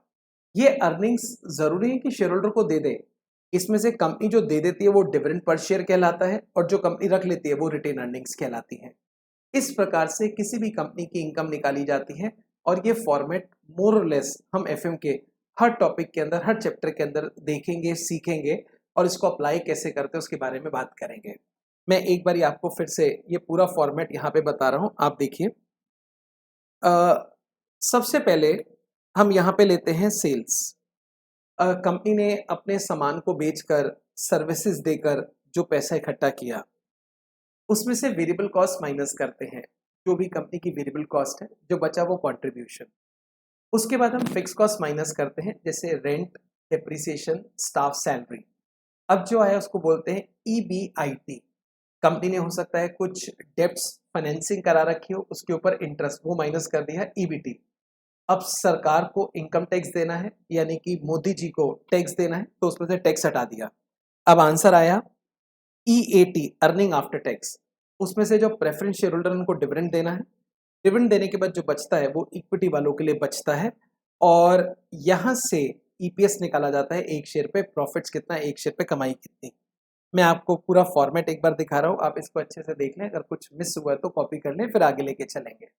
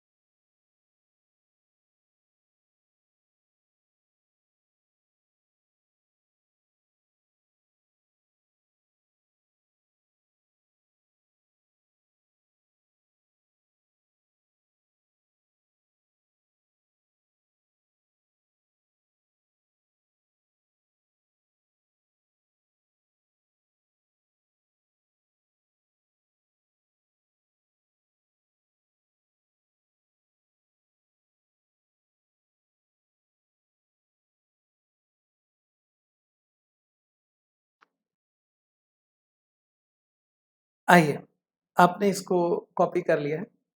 अब हम यहाँ से लीवरेज टॉपिक को स्टार्ट करेंगे। अभी तक हमने जो किया वो एक बैकग्राउंड बनाया है।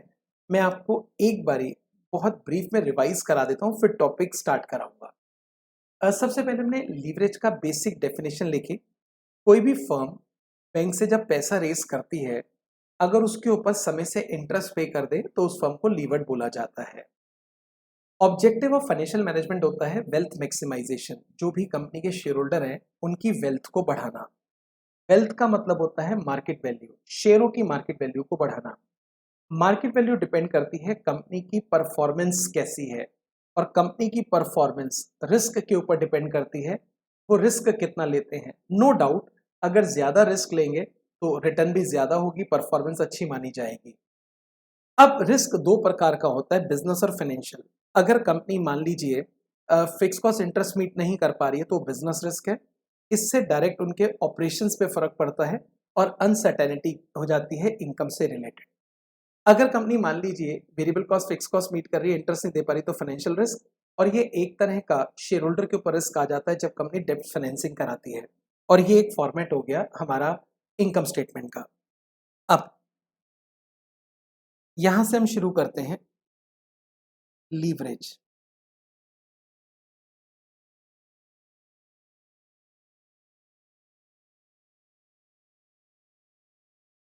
मीनिंग, सबसे पहले एक कॉमन पैरेलल्स में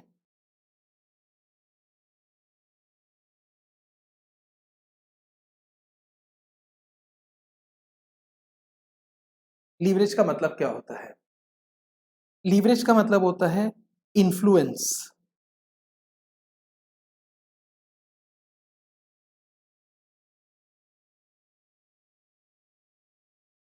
पावर या आप कह सकते हैं प्रभाव।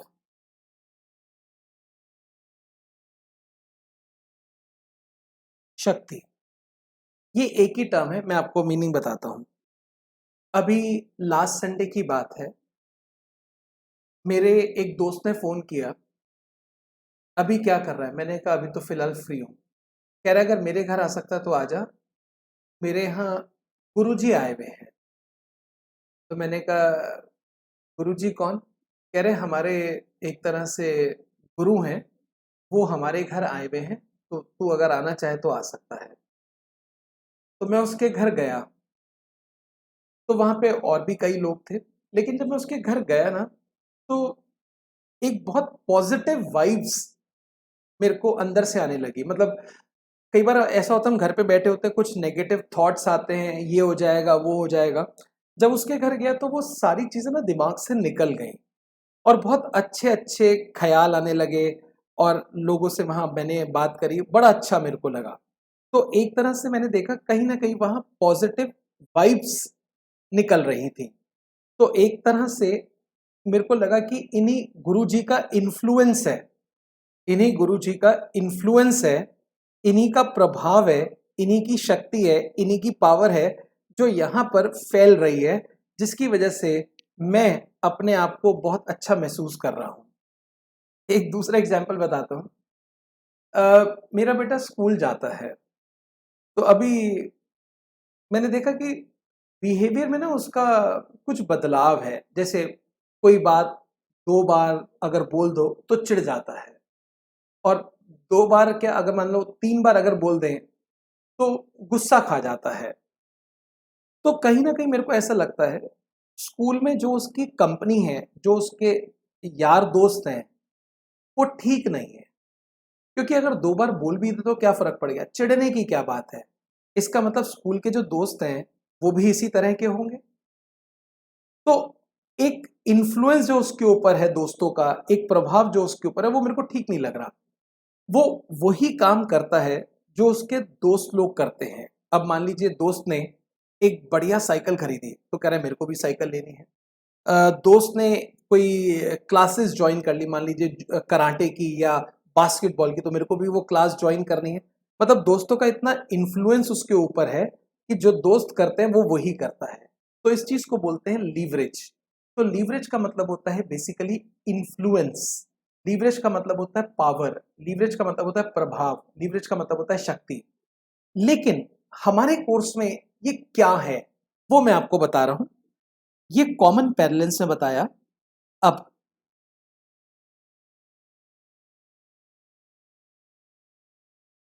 इन फाइनेंशियल एनालिसिस, ये हमारे कोर्स में लीवरेज की प्रॉपर डेफिनेशन है। हमारे कोर्स में जो लीवरेज का मतलब है वो क्या है, लीवरेज इन फाइनेंशियल एनालिसिस। जो मैंने आपको पहली डेफिनेशन लगवाई वो तो एक साधारण डेफिनेशन थी। यहां जो आपको मैंने इन्फ्लुएंस बताया, ये लीवरेज का मीनिंग है। अब मैं आपको लीवरेज की एक प्रॉपर डेफिनेशन लिखवा रहा हूं, जो फाइनेंशियल एनालिसिस यानी कि फाइनेंशियल मैनेजमेंट के अंदर है। देखिए,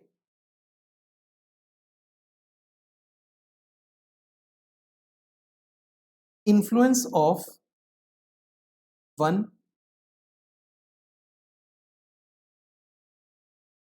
financial variable over some other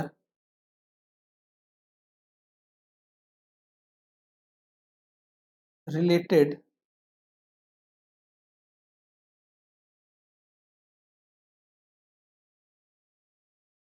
financial variable. Influence of one financial variable over some other related financial variable. एक फाइनेंशियल वेरिएबल का दूसरे वेरिएबल पे क्या फर्क पड़ता है, इसको बोलते हैं लीवरेज। अब फाइनेंशियल वेरिएबल सेल्स भी हो सकता है, वेरिएबल कॉस्ट भी हो सकता है, कंट्रीब्यूशन भी हो सकता है, फिक्स कॉस्ट भी हो सकता है, ईबीआईटी भी हो सकता है, इंटरेस्ट भी हो सकता है, ईबीटी भी हो सकता है, टैक्स भी हो सकता है, ईएटी भी हो सकता है, प्रेफरेंस डिविडेंड भी हो सकता है। जो भी आपने इनकम स्टेटमेंट में भी चीजें पढ़ी, उनके अलावा भी जो भी आप अकाउंट्स में टर्म सीखते हैं, जैसे cost of goods sold, cost of sales, ये सब फाइनेंशियल वेरिएबल्स हैं। एक फाइनेंशियल वेरिएबल का दूसरे फाइनेंशियल वेरिएबल पे क्या फर्क पड़ता है, इसको बोलते हैं लीवरेज। तो कुल मिला के लीवरेज का मतलब होता है इन्फ्लुएंस।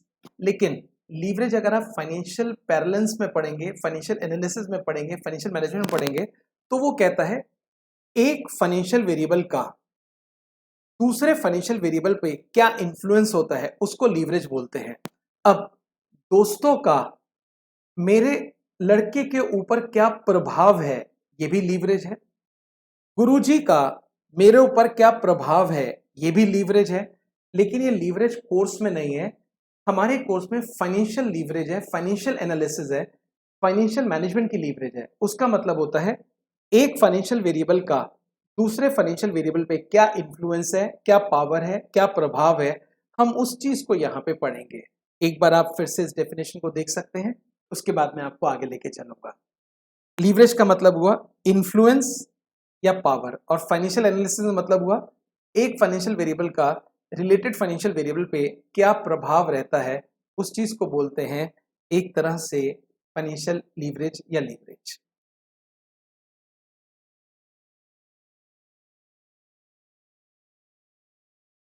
अब मैं आपको सबसे पहली लीवरेज कराऊंगा, आप बहुत ध्यान से अभी उसको नोट करेंगे, समझाने का काम हम बाद में करेंगे, अभी मैं सिर्फ नोट करवा रहा हूं। आइए,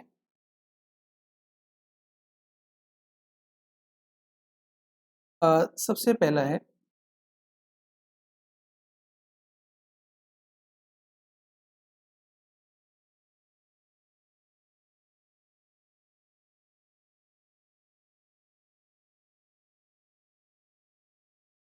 ऑपरेटिंग लीवरेज। ऑपरेटिंग लीवरेज देखिए,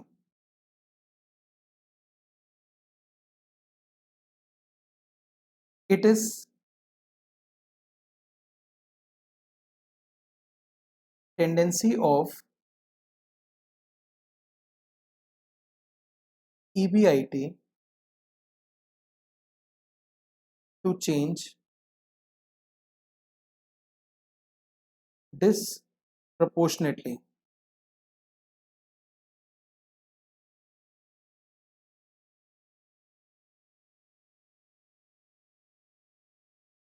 with change in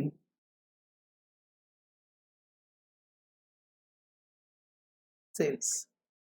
अभी हम नोट कर रहे हैं, it is tendency of EBIT to change disproportionately with change in sales.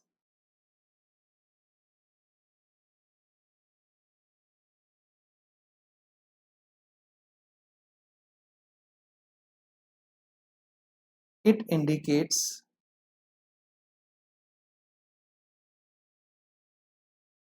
Business risk. यहां से बिजनेस रिस्क के बारे में पता चलता है, it indicate business risk.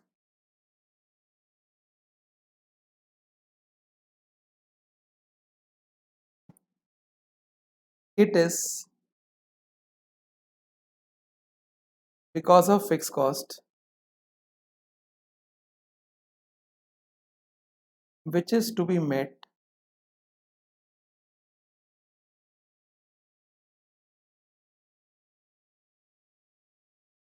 irrespective of sales level।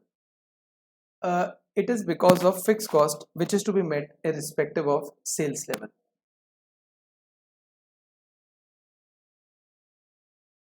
Operating leverage may be defined as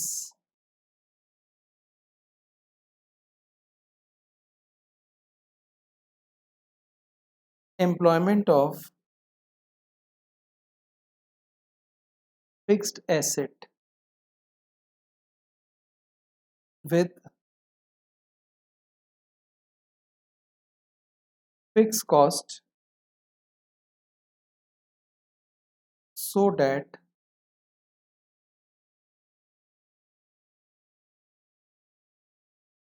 enough revenue can be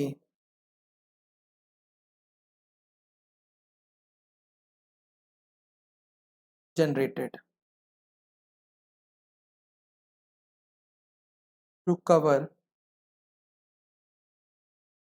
all variable cost and fixed cost.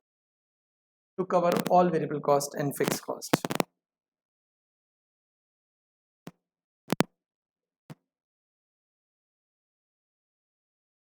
Next इसी का पार्ट है degree of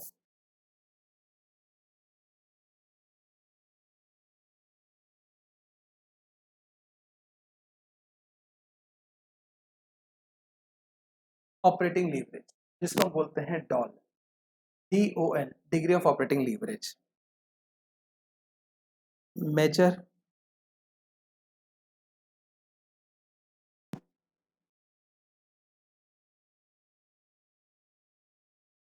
magnitude of change, measure magnitude of change. मैं आपको example देता हूं।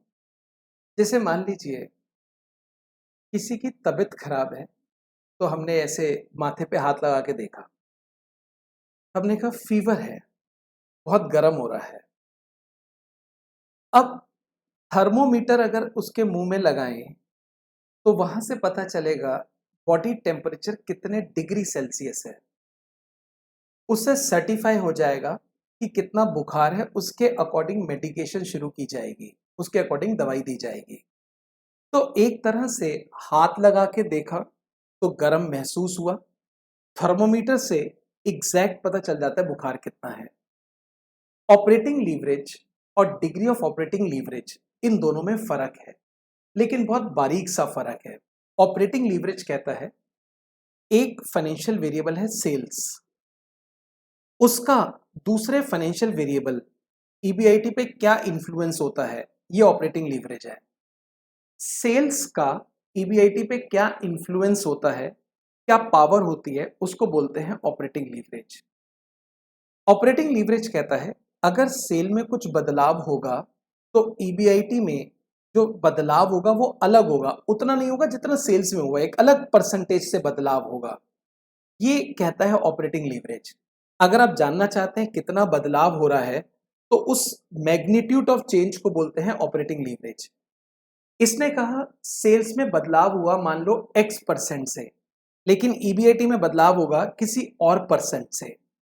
अगर आप जानना चाहते हैं एग्जैक्ट क्या इन दोनों के बीच में रिलेशन है, उसके लिए फिर आपको DOL निकालना पड़ेगा। DOL measures magnitude of change. इसका मतलब क्या है, मैं आपको एक एग्जांपल के थ्रू बताता हूं। आइए जरा, अभी तक हमने जो भी लिखा है ऑपरेटिंग लीवरेज में वो यहां से समझ आएगा, उसके बाद हम उसको दोबारा भी पढ़ेंगे। देखें,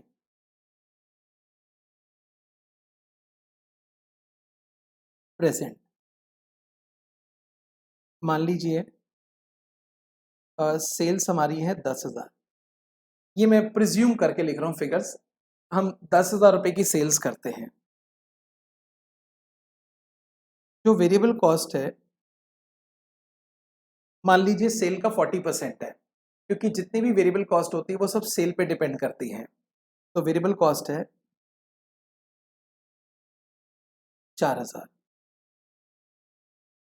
अब जैसे ही वेरिएबल कॉस्ट माइनस किया तो कंट्रीब्यूशन आ गया। Sales minus variable cost is contribution, contribution is 6,000। Fix cost 2,000।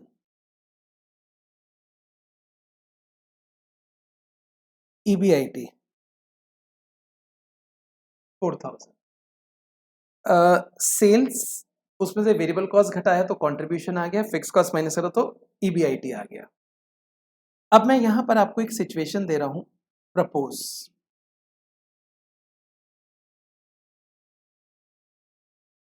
मान लो सेल्स डबल हो गई।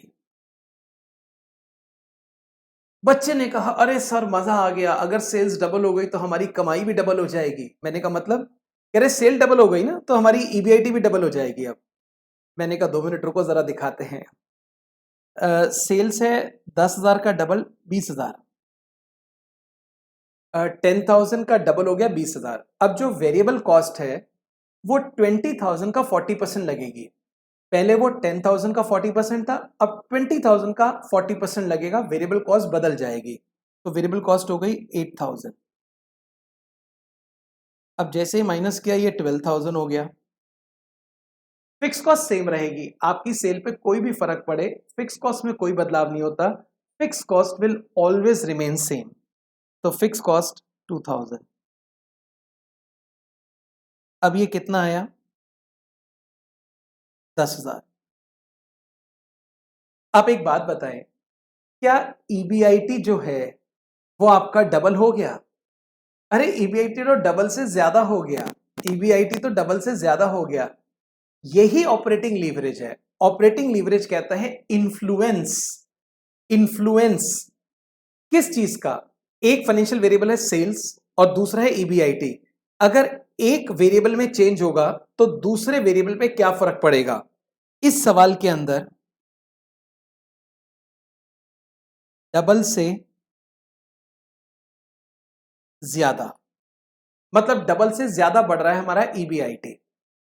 इन्फ्लुएंस जो होता है, महत्व जो होता है, प्रभाव जो होता है, वो कहलाता है लीवरेज। ऑपरेटिंग लीवरेज क्या होता है? एक फाइनेंशियल वेरिएबल है सेल्स, उसका दूसरे फाइनेंशियल वेरिएबल ईबीआईटी पे क्या फर्क पड़ा। इसमें जब भी फर्क पड़ेगा वो डिसप्रोपोर्शनेट होगा, अलग होगा। अगर सेल डबल हो रही है तो ईबीआईटी हमारी डबल से ज्यादा बढ़ रही है। इसके पीछे वजह क्या है आप जरा सामने ध्यान से देखिए। जब हमारी सेल डबल हुई, आप चेक करो वेरिएबल कॉस्ट भी डबल हो गई, क्योंकि वेरिएबल तो वेरिएबल होती है, लेकिन फिक्स सेम है। फिक्स में कोई बदलाव नहीं हुआ। आप देखिए सेल बढ़ रही है, फिक्स कॉस्ट थोड़ी बढ़ेगी। अब किसी का धंधा अच्छा चल रहा है, स्टाफ सैलरी थोड़ी बढ़ जाएगी। किसी का धंधा अच्छा चल रहा है, रेंट थोड़ी बढ़ जाएगा, फिक्स कॉस्ट तो सेम रहेगी। इसकी वजह से ईबीआईटी में जो बदलाव हो रहा है वो डबल से अधिक हो रहा है, वो डबल से ज्यादा हो रहा है। अब आप इसको मेजर करना चाहते हैं कि किस हिसाब से ये हो रहा है। इसके लिए हम डीओएल का उपयोग करते हैं। डीओएल, डीओएल का फॉर्मूला होता है परसेंटेज चेंज इन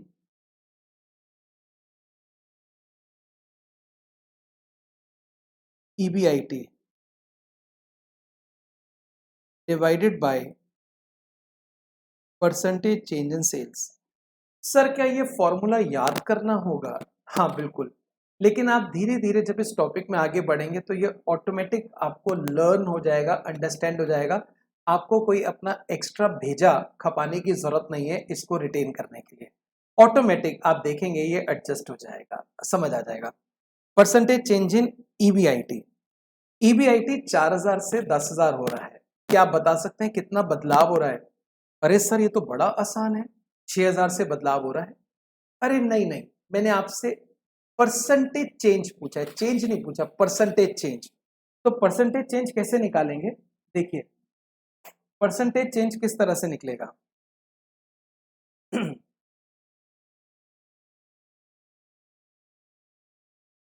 आप यहां पे चेक कीजिए,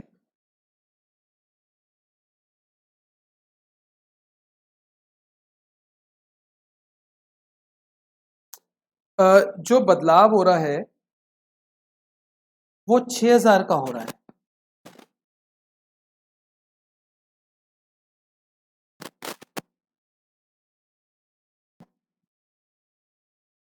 डिवाइड बाय 4,000, 6,000 बाय 4,000 कितना हुआ देखो, 150%। 150%। ईबीआईटी में जो बदलाव हो रहा है वो 150% हो रहा है। 4 का 10 यानी कि 6,000 से हमारा ईबीआईटी बढ़ रहा है। 4 का 10 6,000 से बढ़ रहा है, 6,000 बाय 4,000 इंटू 100। अब सेल में कितना बदलाव हो रहा है देखो,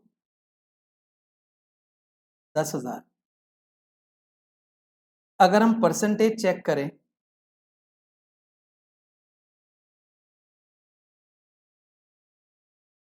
तो 100%। अगर हम परसेंटेज चेक करें तो 100%।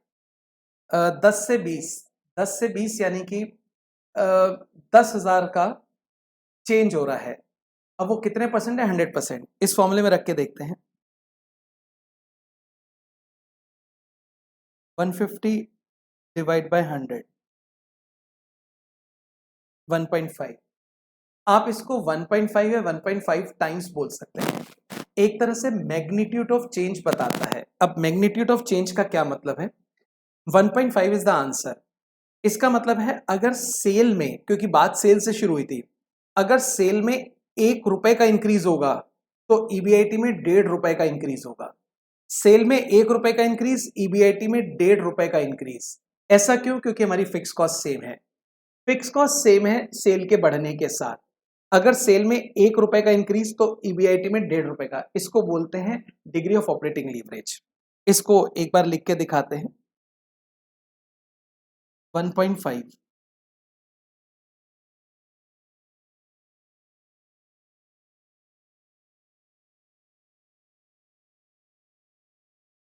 interpretation.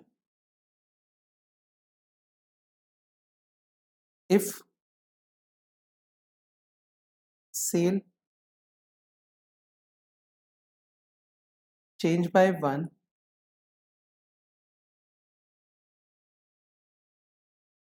EBIT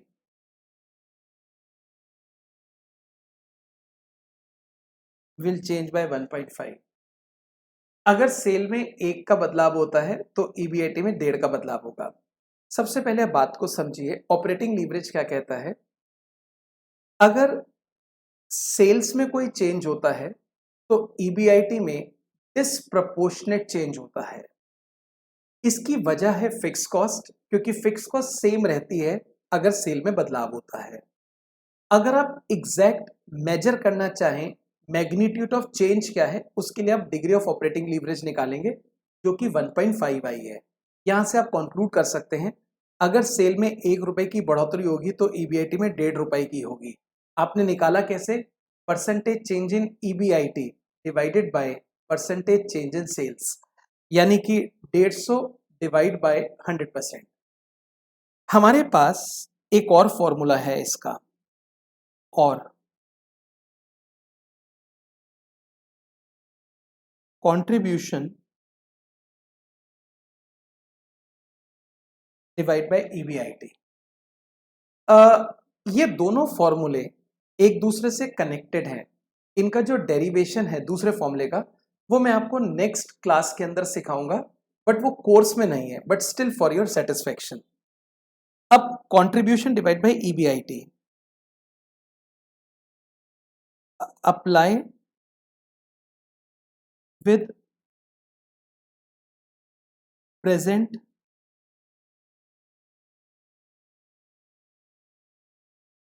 situation. Apply with present situation. यहां पे देखिए, ये हमारी प्रेजेंट सिचुएशन है। Sales minus variable cost, contribution is 6000, fix cost 2000, EBIT 4000। आपको प्रेजेंट के रिस्पेक्ट में बताना है डीओएल कितना। फॉर्मूला है कंट्रीब्यूशन डिवाइडेड बाय ईबीआईटी। मैं इस फॉर्मूले को लगाता हूं। Contribution is 6000,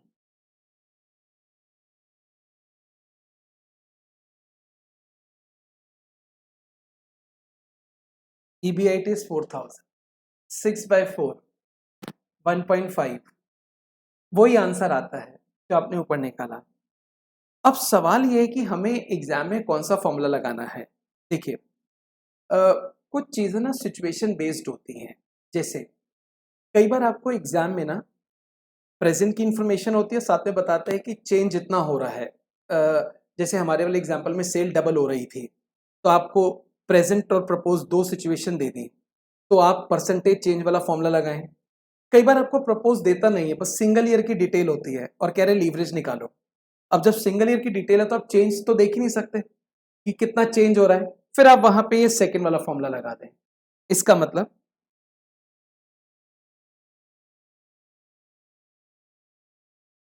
if present and proposed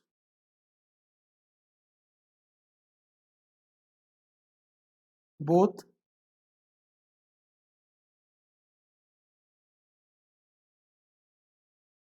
information given, if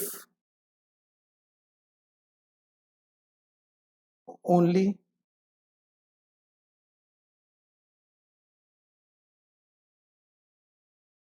one year information given, if only one year information given, तो आप ये वाला फॉर्मूला लगा सकते हैं, कंट्रीब्यूशन बाय ईबीआईटी। एक बार मैं आपको ऊपर जो थ्योरी लिखवाई थी वो रीड कराऊंगा।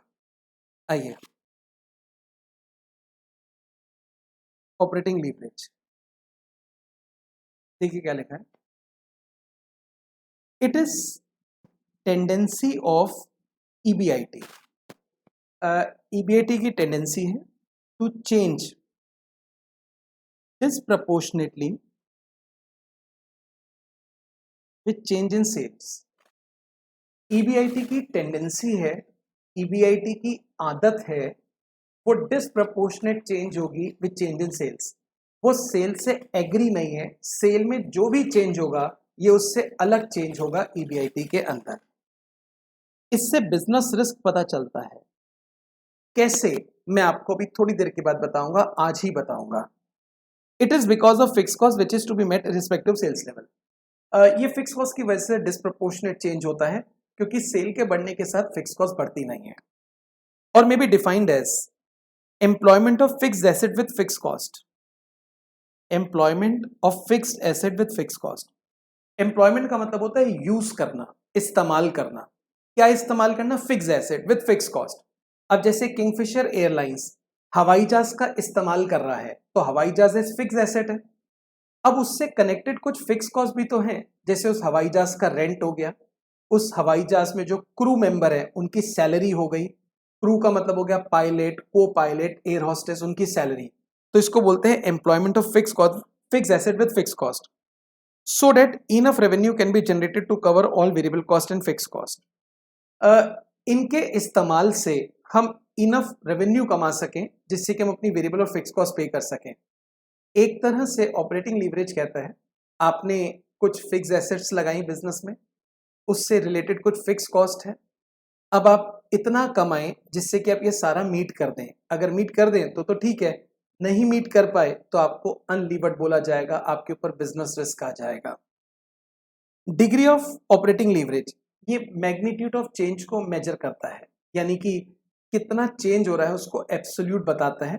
जैसे यहां पर सेल्स डबल हुई बट ईबीआईटी डबल से ज्यादा हुई, ये तो ऑपरेटिंग लीवरेज है। आपने कहा जो आंसर है 1.5 है, इस 1.5 को डीओएल बोलेंगे। ये मैग्नीट्यूड ऑफ चेंज मेजर कर रहा है। मैग्नीट्यूड कैसे? अगर सेल में 1 रुपए का बदलाव है तो ईबीआईटी में 1.5 रुपए का बदलाव है। आइए, यहां से अब आपको मैं आगे लेके चलता हूं। एक हेडिंग लिखता हूं, हाउ डीओएल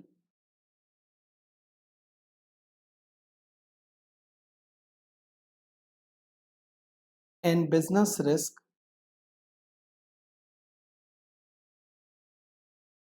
एसोसिएटेड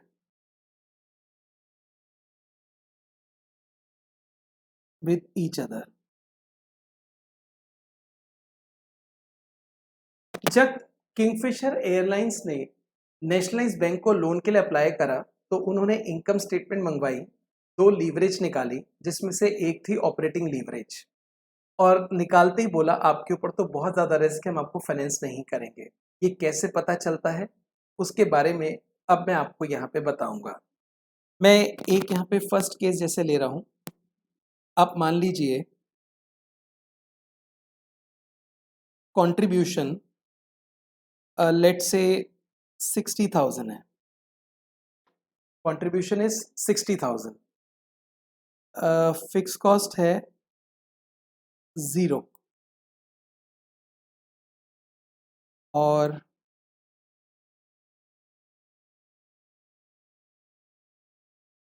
ईबीआईटी 60। अब मैं आपको यहां से कुछ केसेस लिखवा रहा हूं, आप ध्यान से जरा फोकस कीजिएगा। Second point, contribution 60, fix cost 10, 50। 60, 20, 40, 60, 30,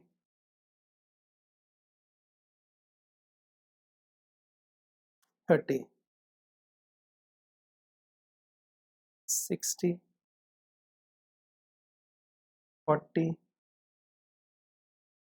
20, 60, 50, 10, 60, 55, 5,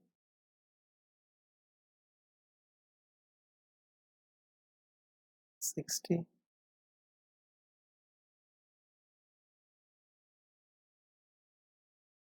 59 बार। ये मैंने कुछ केस रखे हैं। कंट्रीब्यूशन मैंने हर सिनेरियो में सेम लिया है।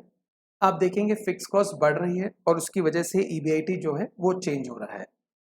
अब मेरे को यहाँ पर DOL निकालना है क्योंकि इंफॉर्मेशन एक ईयर की है, ये सारे सेपरेट केसेस हैं, इस वजह से यहाँ वो छोटे वाला फॉर्मूला लगेगा, यानी कि कौन सा,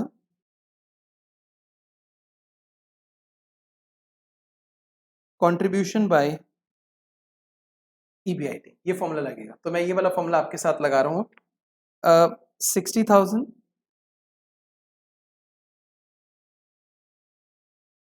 divide by 60,000, 1,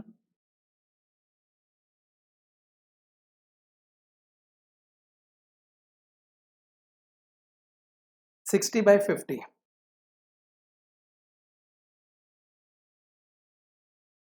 1.2,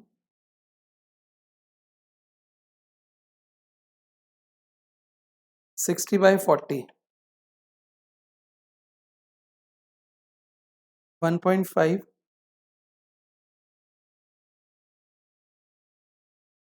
60 by 32,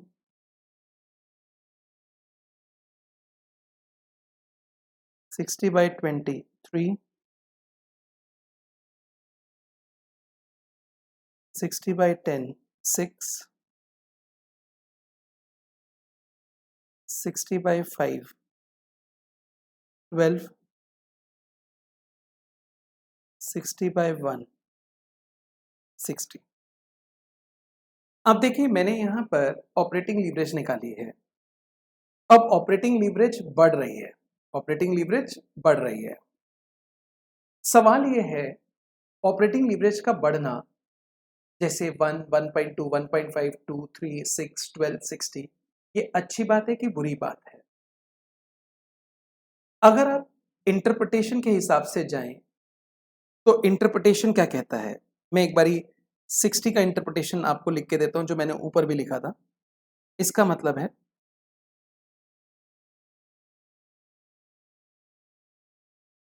if sale change by 1,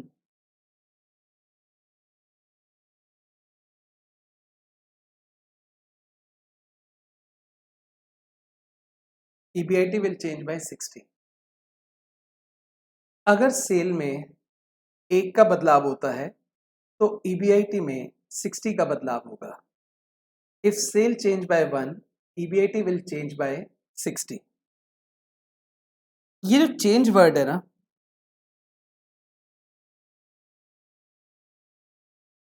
ये अच्छा भी बुरा भी है। कैसे? अगर सेल 1 रुपए से बढ़ेगी, अगर सेल 1 रुपए से बढ़ेगी तो EBIT 60 से बढ़ेगा। वो कैसे? अगर सेल 1 रुपए से बढ़ा तो EBIT 60 से चेंज होगा, क्योंकि सेल के बढ़ने के साथ हमारी फिक्स कॉस्ट तो बढ़ेगी नहीं। इसका मतलब सिर्फ वेरिएबल कॉस्ट ही चेंज होगी। तो इसका मतलब ये हो गया कि 60% हमें फायदा होगा। 60%, अगर सेल 1 रुपए से बढ़ी तो EBIT 60 से बढ़ेगी। तो ये मतलब है क्योंकि फिक्स कॉस्ट सेम है। लेकिन अगर सेल में 1 रुपए की गिरावट होती है तो EBIT 60 से गिरेगी। जब बढ़ेगा तो अच्छा लगेगा, लेकिन जब गिरेगा तब बुरा लगेगा। अगर आपकी लीवरेज बहुत ज्यादा है तो ऐसे ही होने वाला है। एक बार हम लास्ट सिनेरियो को देखते हैं। आप जरा ध्यान से देखिए, यहाँ पे सेल है 60, सॉरी कंट्रीब्यूशन है 60, फिक्स कॉस्ट है 59 और ईबीआईटी है 1000। किसी कारणवश मान लीजिए थोड़ी सी मंदी आ गई और मंदी आने की वजह से आपकी जो सेल है वो कम हो गई, आपकी जो सेल है वो कम हो गई। तो ऐसे में आप मेरे को एक चीज बताइए, क्या आप फिक्स कॉस्ट मीट कर पाएंगे क्या 59,000 की? अगर सेल कम हो गई तो क्या 59,000 की फिक्स कॉस्ट मीट कर पाएंगे? क्योंकि सेल कम होने से कंट्रीब्यूशन कम हो जाएगा, फिक्स कॉस्ट थोड़ी बदलेगी। ये तो बहुत ऐसा लगेगा कि नौबत आ गई कि बिजनेस बंद हो जाए, बिजनेस खत्म हो जाए। तो मैं आपको यही बताना चाहता हूं, ज्यादा फिक्स कॉस्ट का मतलब होता है ज्यादा बिजनेस रिस्क। जितनी भी कंपनियां बंद हुई, चाहे वो वीडियोकॉन हो, चाहे किंगफिशर हो, चाहे अनिल अंबानी ग्रुप हो, इन सब ने क्या किया, अपना नाम कमाने के चक्कर में नए नए धंधे खोलते चले गए और फिक्स कॉस्ट इस कदर बढ़ा ली कि थोड़ा सा भी सेल कम हुआ तो ये उसको सस्टेन नहीं कर पाए। थोड़ा सा भी सेल कम हुआ तो ये उसको सस्टेन नहीं कर पाए, क्योंकि फिक्स कॉस्ट का प्रेशर इतना ज्यादा था। इंटरेस्ट तो भी दूर की बात है, इनका बिजनेस बंद हो गया। अब अगर आप अपने पास कोई भी फिक्स कॉस्ट नहीं रखते तो आपका जो लीवरेज है वो 1 होगा। लेकिन मैं एक चीज बताऊं, ये भी अच्छी बात नहीं है, क्योंकि एक कहावत है, जितना रिस्क होगा उतनी रिटर्न होगी। अगर आपकी फिक्स कॉस्ट 0 है, इसका मतलब आपके ऊपर कोई भी रिस्क नहीं है। हम कहेंगे थोड़ा बहुत रिस्क तो लो, क्योंकि तभी तो कमाई होगी। कैसे? एक सब्जी वाला मेरे पास नीचे मोहल्ले में सब्जी बेचने आता है, उसकी कोई फिक्स कॉस्ट नहीं है। अपना सब्जी हाथ में मतलब कंधों पे ढो के लेकर आता है, टोकरे में रखकर, और बेचता है। कोई फिक्स कॉस्ट नहीं है। लेकिन क्या वो ग्रो कर पाएगा? क्या उसकी ग्रोथ हो पाएगी क्या? मेरे को तो लगता नहीं उसकी ग्रोथ हो पाएगी। वो सालों साल ऐसे ही करता रहेगा। लेकिन अगर वो थोड़ा सा रिस्क ले, कुछ खर्चे फिक्स बेसिस पे अपने पाल ले, तो उसकी ग्रोथ के चांसेस बढ़ जाएंगे। जैसे आसपास के एरिया में कोई दुकान किराए पे ले ले, रेंट नाम की फिक्स कॉस्ट बढ़ा ले, एक असिस्टेंट रख ले जो फ्री होम डिलीवरी कर दे और वहां पे उसकी मदद कर दे, उसकी सैलरी एक तरह से फिक्स कॉस्ट। अगर वो ऐसा करेगा तो नो डाउट बिजनेस का लेवल बढ़ेगा। तो जैसे जैसे आप फिक्स कॉस्ट बढ़ाते हैं तो बिजनेस में ग्रोथ आती है। लेकिन फिक्स कॉस्ट को इतना भी अंधाधुंध ना बढ़ाएं कि आप उसको मैनेज ना कर पाए, कल को सेल गिर गई तो आप वो मीट नहीं कर पा रहे। फिक्स कॉस्ट बढ़ाओ, लेकिन बहुत ज्यादा ना बढ़ाओ। अगर बहुत ज्यादा बढ़ा दी तो आप उसको कंट्रोल नहीं कर पाओगे सेल के गिरने के साथ। सेल बढ़ेगी तो अच्छा लगेगा, लेकिन अगर सेल गिर गई तो ये बहुत बुरी बात होगी। ये है हमारा ऑपरेटिंग लीवरेज का कॉन्सेप्ट, ऑपरेटिंग लीवरेज। मैं इसको नीचे लिखवाता हूं।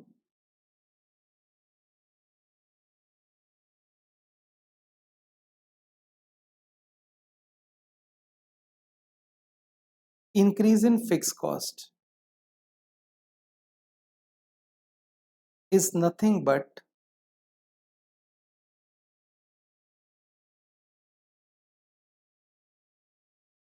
increase in business risk, because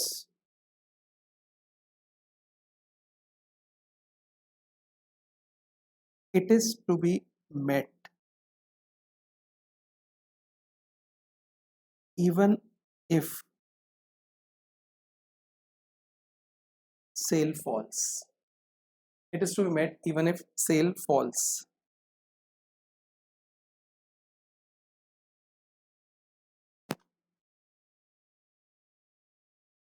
High fixed cost means high business risk. High fixed cost means high DON. जितनी ज़्यादा फिक्स कॉस्ट होगी उतना ज़्यादा डीओएल होगा और उतना ज़्यादा बिजनेस रिस्क होगा। तो आप देख सकते हैं दोनों एक दूसरे से कोरिलेटेड हैं, कनेक्टेड हैं। जितना ज़्यादा बिजनेस रिस्क उतना ज़्यादा डीओएल। अगर किसी का डीओएल ज़्यादा है तो आप कंक्लूड कर सकते हैं उसका बिजनेस रिस्क, उसकी फिक्स कॉस्ट दोनों ज़्यादा है। जब किंगफिशर एयरलाइंस ने लोन के लिए अप्लाई किया तो सीधा सीधा उसके डीओएल पे नज़र गई और हमने देखा उसका डीओएल बहुत ज़्यादा है। देखा गया उसका डीओएल बहुत ज़्यादा है, इसका मतलब उसका फिक्स कॉस्ट बहुत ज़्यादा है। कल को अगर सेल में थोड़ी सी भी गिरावट हुई, ये कैसे उसको मैनेज कर पाएंगे, ये कहना बड़ा मुश्किल है। आइए,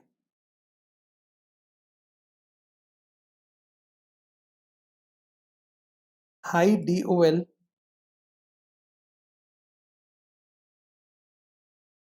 indicates high fixed cost, which is ultimately risky situation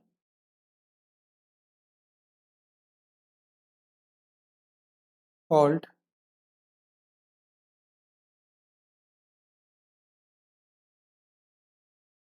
high business risk। बाकी जैसे जैसे हम अभी आगे बढ़ेंगे तो आपको चीज़ें क्लियर होंगी।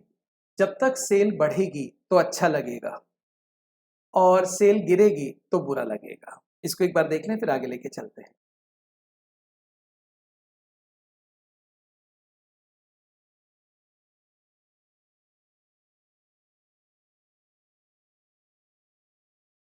आई होप आपने यहाँ तक अच्छे से देख लिया होगा।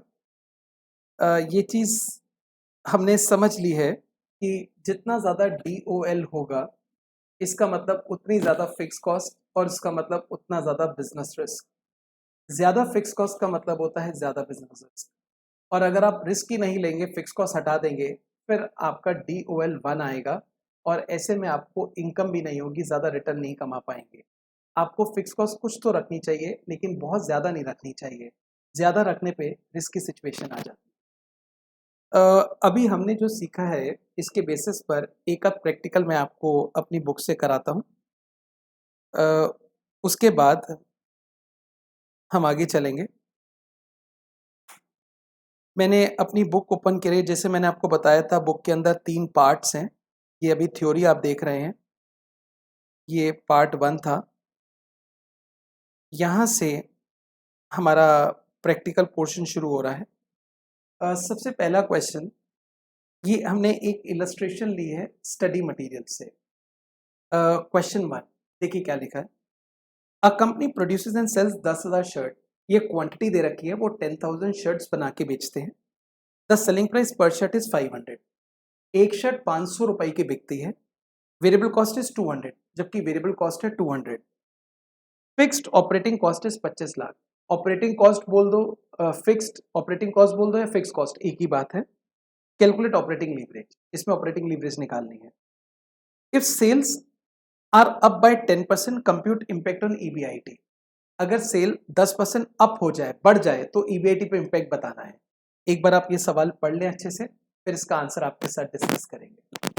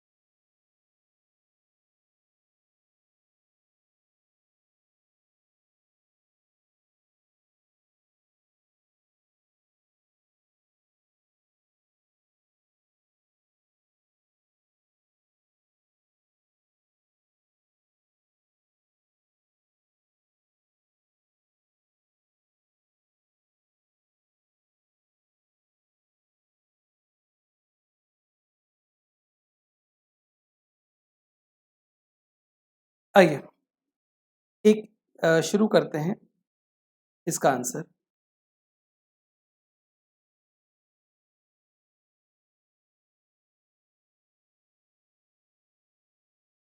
सोल्यूशन 1, प्रेजेंटेशन एकदम ऐसे ही रहेगी।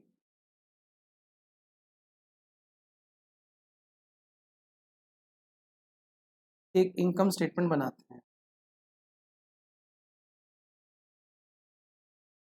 सेल्स हमारी 10,000 शर्ट है, 500 रुपए की एक है। मैं 10,000 इंटू 500 कर रहा हूँ, 50 लाख।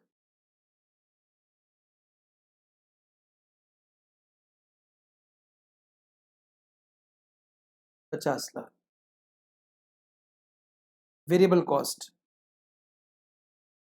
माइनस करना है 20 लैक्स, ये मैं ब्रैकेट्स में लिख देता हूँ 20 लैक्स। अब सेल में से जैसे वेरिएबल कॉस्ट हम माइनस करेंगे, we will get contribution.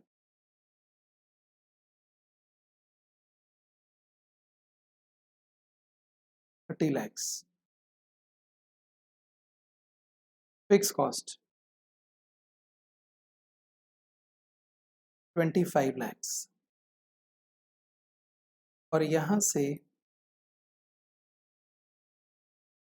EBIT मिल जाएगा 5 लाख। DOL का फॉर्मूला होता है contribution divide bye EBIT। 30 lakhs divide by 5 lakh, 6।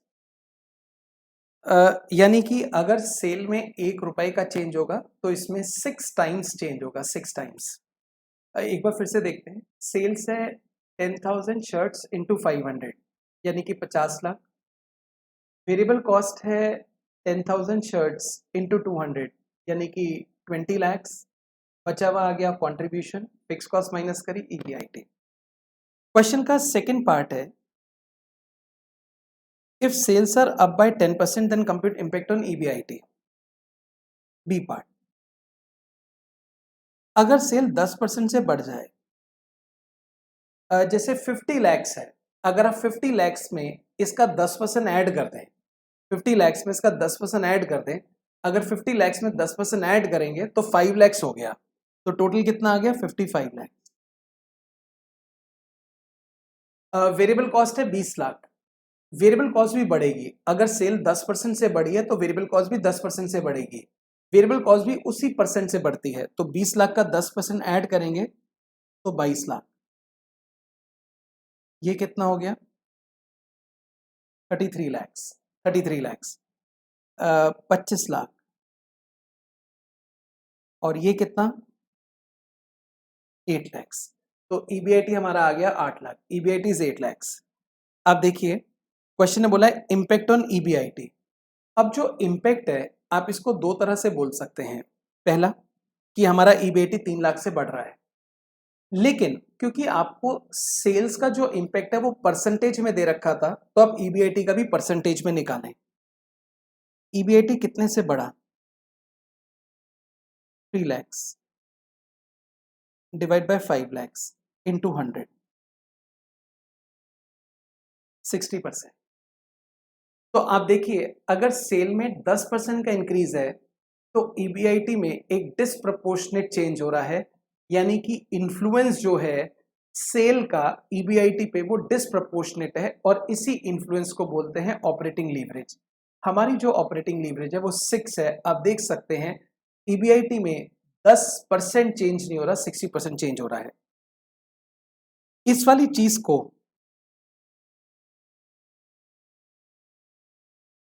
अगर आप चाहें तो ऐसे भी निकाल सकते हैं, जैसे आपका आंसर 6 आ गया। DOL का फॉर्मूला होता है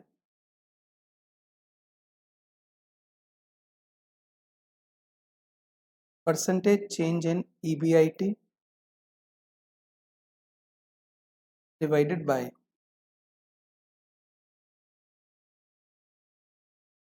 परसेंटेज चेंज इन सेल्स। ये है 6, ये 6। क्वेश्चन में हमें बताना है percentage change in EBIT। Sale का चेंज 10% दे रखा है, अप दे रखा है, अप 10% अप हो रहा है, यानी कि इंक्रीज हो रहा है। तो यहां से परसेंटेज चेंज इन EBIT आ जाएगा 60% अप। आप इस फॉर्मूले से भी निकाल सकते हैं, आपको मैथमेटिकल इंक्रीज करके दिखाने की जरूरत नहीं है। ये हमने दूसरा फॉर्मूला लगा दिया। वैसे दूसरा फॉर्मूला तब लगाते हैं जब 2 साल की इंफॉर्मेशन दे रखी हो, बट यहाँ पे दूसरे साल की इंफॉर्मेशन पूछी गई है। जब दूसरे साल की इंफॉर्मेशन पूछे तो आप ये वाला फॉर्मूला लगा सकते हैं। आप बोलिए DOL हमारा 6 आ रहा है, दूसरे साल सेल में 10% इंक्रीज है, तो EBIT में डेफिनेटली 60% इंक्रीज होगा। ये हमारा लीवरेज का कॉन्सेप्ट था। आज हमारी पहली क्लास थी। हम आपके साथ आज के सेशन में इतना ही करेंगे। नेक्स्ट क्लास में मैं आपके साथ इस टॉपिक को आगे बढ़ाऊंगा। मैं अभी 2-1 मिनट लेके आपको अभी तक का सारा काम रिकॉल करा देता हूं यहाँ पर। आज हमने फाइनेंशियल मैनेजमेंट में जो टॉपिक स्टार्ट किया उसका नाम था लीवरेज। लीवरेज का एक साधारण भाषा में जो डेफिनेशन होता है वो ये, हमने बैंक से लोन लिया है एक रिसोर्स एम्प्लॉय करने के लिए। अगर उसके ऊपर हम फिक्स्ड रिटर्न बैंक वालों को दे देते हैं तो हमें लीवर्ड बोला जाएगा, अदरवाइज अनलीवर्ड बोला जाएगा। फाइनेंशियल मैनेजमेंट का जो बेसिक ऑब्जेक्टिव होता है प्राइमरी ऑब्जेक्टिव होता है वो वेल्थ मैक्सिमाइजेशन होता है। वेल्थ का मतलब होता है शेयर होल्डर की मार्केट वैल्यू को बढ़ाना, और ये सीधा सीधा कंपनी की परफॉर्मेंस पे डिपेंड करता है, और कंपनी की परफॉर्मेंस कंपनी की रिस्क टेकिंग कैपेसिटी पे डिपेंड करता है। रिस्क 2 तरह के होते हैं, बिजनेस और फाइनेंशियल। बिजनेस के अंदर फिक्स कॉस्ट इंटरेस्ट दोनों मीट नहीं कर पाते, फाइनेंशियल के अंदर इंटरेस्ट नहीं मीट कर पाते। बिजनेस रिस्क जो है वो एक तरह से कंपनी की अनसर्टेनिटी दिखाता है टुवर्ड्स द इनकम, कि इनकम फ्यूचर में कितनी होगी। ऑपरेटिंग लीवरेज 2 चीजों का डिसप्रोपोर्शनेट चेंज बताता है, सेल्स और EBIT, और ये फिक्स कॉस्ट की वजह से होता है, और इससे बिजनेस रिस्क पता चलता है। अगर आपको एग्जैक्ट मैग्नीट्यूड चाहिए तो आप डिग्री ऑफ ऑपरेटिंग लीवरेज निकाल सकते हैं। बिजनेस रिस्क क्या है? फिक्स कॉस्ट का बढ़ना सिंपल भाषा में बिजनेस रिस्क है। अगर आपकी फिक्स कॉस्ट ज्यादा है, आपने खर्चे ज्यादा पाल रखे हैं, ज्यादा स्टाफ रख रखा है, इसका मतलब आपका बिजनेस रिस्क ज्यादा है। अगर आपकी फिक्स कॉस्ट ज्यादा है तो ऑब्वियसली आपका DOL ज्यादा निकलेगा। ज्यादा DOL का मतलब है ज्यादा फिक्स कॉस्ट, ज्यादा बिजनेस रिस्क। इस वजह से, क्योंकि अगर मान लीजिए कल को सेल कम हो गई तो आप कैसे मैनेज कर पाएंगे इतनी ज्यादा फिक्स कॉस्ट। इसी वजह से ये हाईली रिस्की प्रोपोजिशन माना जाता है। हम आज के सेशन में आपके साथ इतना ही कर रहे हैं। अब मैं आपके साथ कनेक्ट करूंगा नेक्स्ट टाइम, नेक्स्ट सेशन में। Thank you very much, take care yourself, bye bye.